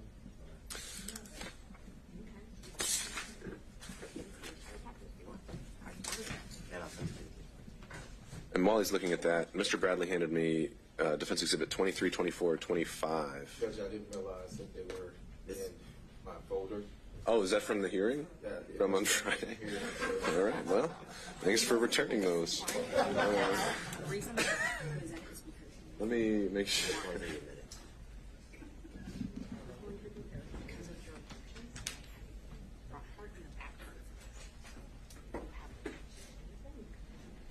Okay, so I've got 23, 24, 25. Anything else in your binder? All right, good. Okay, and have we come to any conclusions on, I'm sorry, how did you mark it? I marked it as, I think we're up to 39. Surprisingly, the state of Texas. All right, Defense Exhibit 39 is tendered and admitted without objection. Well, no. Oh, I'm sorry. Oh, okay. Text messages that weren't referenced today with, are confronted with, Okay. as it relates to Mr. Bradley. So these are additional text messages, Ms. Merchant? Yeah, so what I did was they objected that they weren't complete because like the first part of the text wasn't there. It was just like, oh, there was something before that was said. So what I did was I spent this whole time trying to line them up so that I had the beginning of the text, the middle, based on their objection. They have all the text. They can admit all of them if they want them complete. All right. How about I'll just do this. Just I understand the desire just to have the complete text chain, just for purposes of completing the record. I think that there's no point in having him sit here and authenticate every single one of them. So I'm willing to admit it as a court's exhibit, and only the exhibits though that had been previously tendered or referenced in testimony would be ones that actually are relied on for making any findings. But just so it's on the record, we have the complete text chain, should that ever be an issue for some reason. Any thoughts about that, Mr. Avati? My only thoughts are this is not the complete text chain. I was able to briefly look at Ms. Merchant's phone when she allowed us to have it for 10 seconds, minutes, and there are text messages I know that I saw that are not in what is purported to be State Exhibit 39. Okay, all right. Ms. Merchant, what about that? I let them take screenshots of the ones that they thought weren't there, and he sent them to himself on my phone. I have also offered to hook my phone up to whatever it is. My phone's an iPhone. His is an Android. I can't download like you could in a normal text. I told them if they had a system to get all of my texts, they could have every single one of them. We can definitely do that. Your Honor, Yeah, Mr. Rice. text that she's submitting now and tendering into evidence, they are specific parts of the conversation. The entire text chain is a continuous conversation subject to Rule 601. Those particular parts, given the witness's testimony, should be admitted as substantive evidence of prior and consistent statements with this testimony today. It would be up to the government and the state if they then want to introduce the rest of it. Yeah. Sure. I think that's a fair point that if he had been confronted with a particular text, that could have been the opportunity to admit it as a prior and consistent statement for impeachment. And some of them were. But apparently some of them were not. I'm taking those out. So I'm taking out the ones that they said he wasn't confronted with, and I'm just going to admit the ones that he was confronted with. That's fine. It just makes it more confusing. But it's, All right. So we have a newly marked, newly compiled 39. Let's see what the state thinks of that one.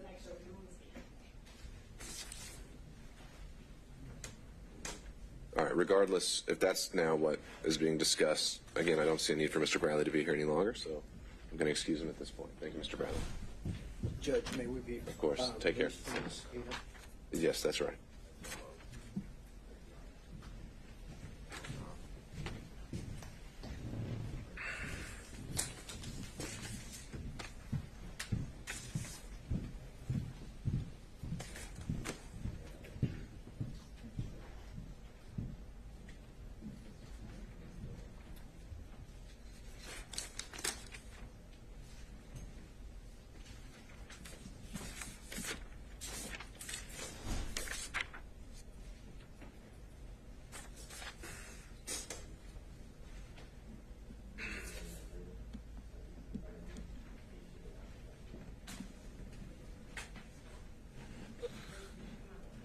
The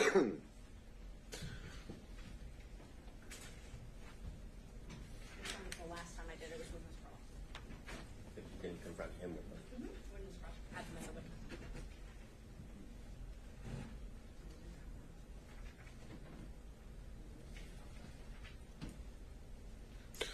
Okay, So where are we with Defense Exhibit 39? it might be helpful if you looked at them so you know what we're talking about, but I confronted him with all of these.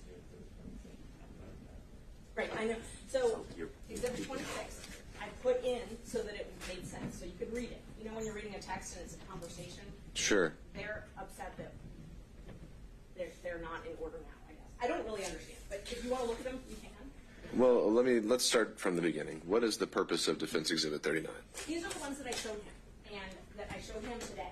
So there were a lot of follow-up questions on it, and so I realized, okay, well, they should just be in the record, because other people are referring to my texts, and they might as well just be in the record. And he authenticated all of them. All right. So, And Mr. Rice? And not just in the record, Judge, they should be admitted as substantive evidence because they come as prior consistent statements from this witness. Okay.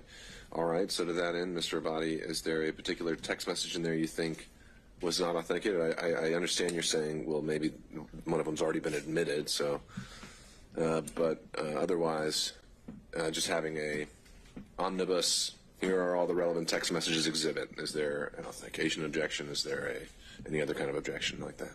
Yes, because he didn't authenticate that all of the text messages were from him and between Ms. Merchant or the context of them. So I think that's the problem. When you don't, for example, if the state was to provide, I guess, just a specific text chain from a cell phone extraction, there would be an objection because the state would be making the determination as to what is relevant. Really, all the information should be turned over, and it's for the parties to object and Your Honor to determine which parts of the conversation are relevant or not. I don't have all of the conversation. The conversation starts in September, and then, so there's a few text messages from September, and then we jump to January. Ms. Merchant has determined that that jump in between is not relevant. That's not appropriate. It's for Your Honor to determine what's relevant and not, and I can't make an objection as to what I don't know. I can tell you what I've read. It seems as if there are definitely parts that are missing that would make certain parts of the text message she's attempting to admit that she didn't confront the witness with would be my objection. But only the relevance can only be determined if we have the full chain. So she's determined which ones are relevant. That's your job. Sure. So didn't she just try to do the full chain as an exhibit just a moment ago?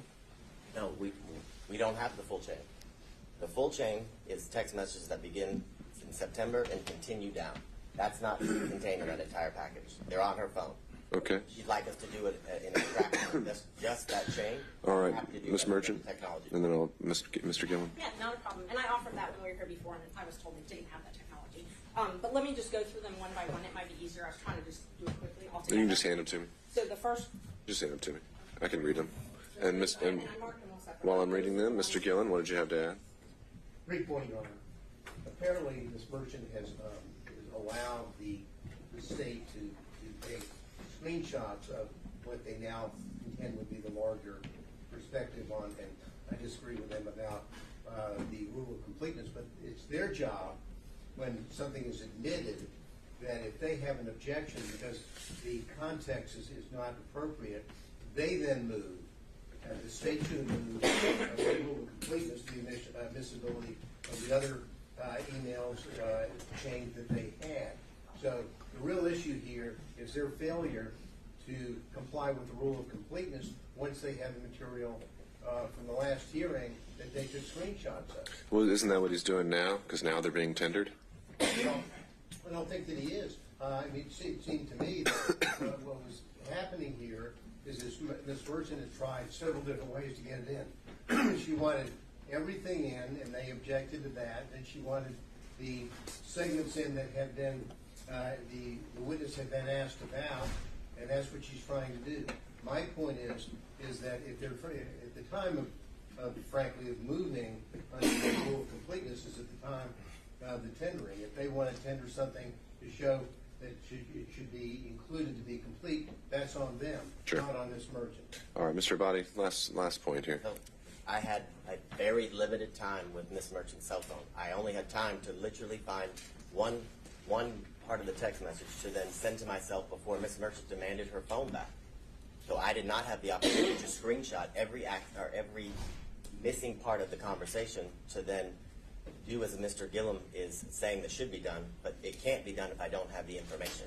So you don't have the complete packet, and there are many of the text message screenshots that you have printed out that were not used to confront Mr. Bradley or refresh his recollection.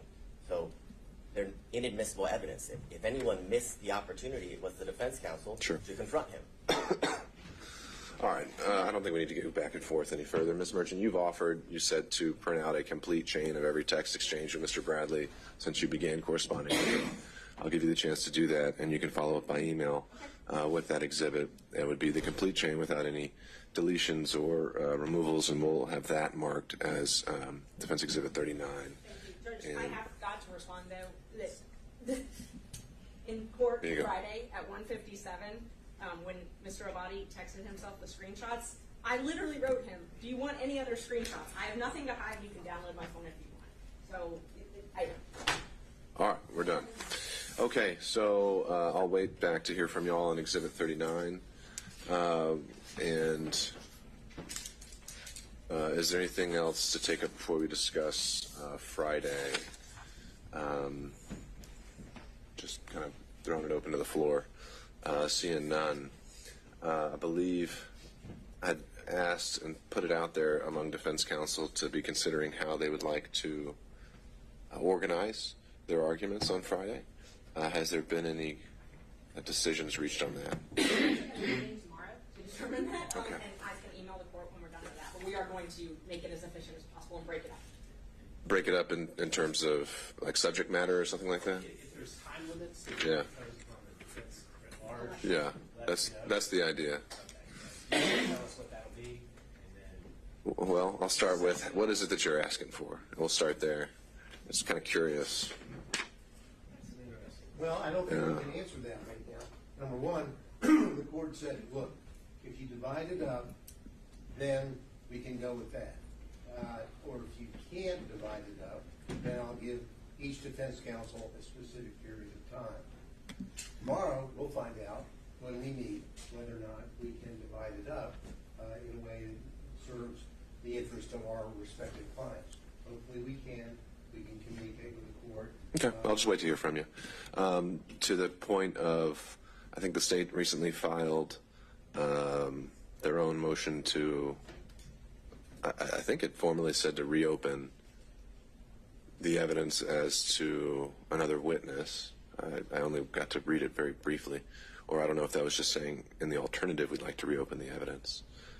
I don't know, maybe someone can clarify that, but my thought there and what I think we ought to do Friday and what I would like to do on the issue of the cell phone analysis and this other affidavit filed by the state today is that both parties, any party rather, can make whatever arguments they want based on a proffer. Any counter arguments they want to make based on a proffer. They would not be admitted into evidence at this point. And at this point, I need to start hearing the arguments in the law and what we've heard so far. And if I think I'm able to reach a ruling based on that, I will. However, if I think that the proffer is going to make a material determinative point, we can reopen the evidence at that point. But just the bottom line is on Friday, I do. The intention is that we're still sticking with argument. But the parties are free to address some of these issues that have been brought up post-hearing if they'd like to. Your Honor, excuse me. Uh-oh. Sorry. Let me start with Mr. Saban. I'm alive and well with a quick question. All right. That suggests that we do not have to have a witness present on Friday for the cell phone record, correct? That's right. Friday would just be argument, and counsel can proffer why they think it's significant. And if once I've heard the law and the argument of counsel, I decide that that is going to have some material bearing on the outcome, then we can reopen the evidence and have it properly admitted and authenticated and subject to cross-examination. Thank you. Okay. Ms. Merchant. I just wanted to know if the court wanted us to focus our arguments on anything in particular. Any questions you wanted us to try and answer? Well, actually, I think what I'm more likely to do is more along the lines of what I suggested before, is give you all a time block, and you use the time however you think is more effective, what you think is your strongest argument. a lot has been covered, and there's a lot in the motions that weren't covered during the evidentiary hearing that I would plan to rule on at the same time as well. So I leave that to you. Mr. Gillen? Your Honor, I know we have other motions to hear on Friday. Oh, we do? Now, I thought we did. I just said disqualification as a whole. So if you have arguments about forensic misconduct, about anything like that, that would be the time for that argument as well. I consider that part of the disqualification. Sure. I thought we had scheduled hearings on the murder arguments. You know, no, I mean, I talked about that, and then things evolved. So we didn't actually send out a notice adding any other motions, but we do need to. We have some trials starting next week. The next 2 weeks, we've got some of our homicide trials already scheduled, so I'm going to be following up with you all to schedule the rest of the pretrial motions that we have. So the only arguments that we have on Friday would be 1 o'clock on the issue of disqualification. That's right, all things disqualification. Anything from the state or any other defense counsel? Nothing from the state. All right, thank you all. All right, we're off the record.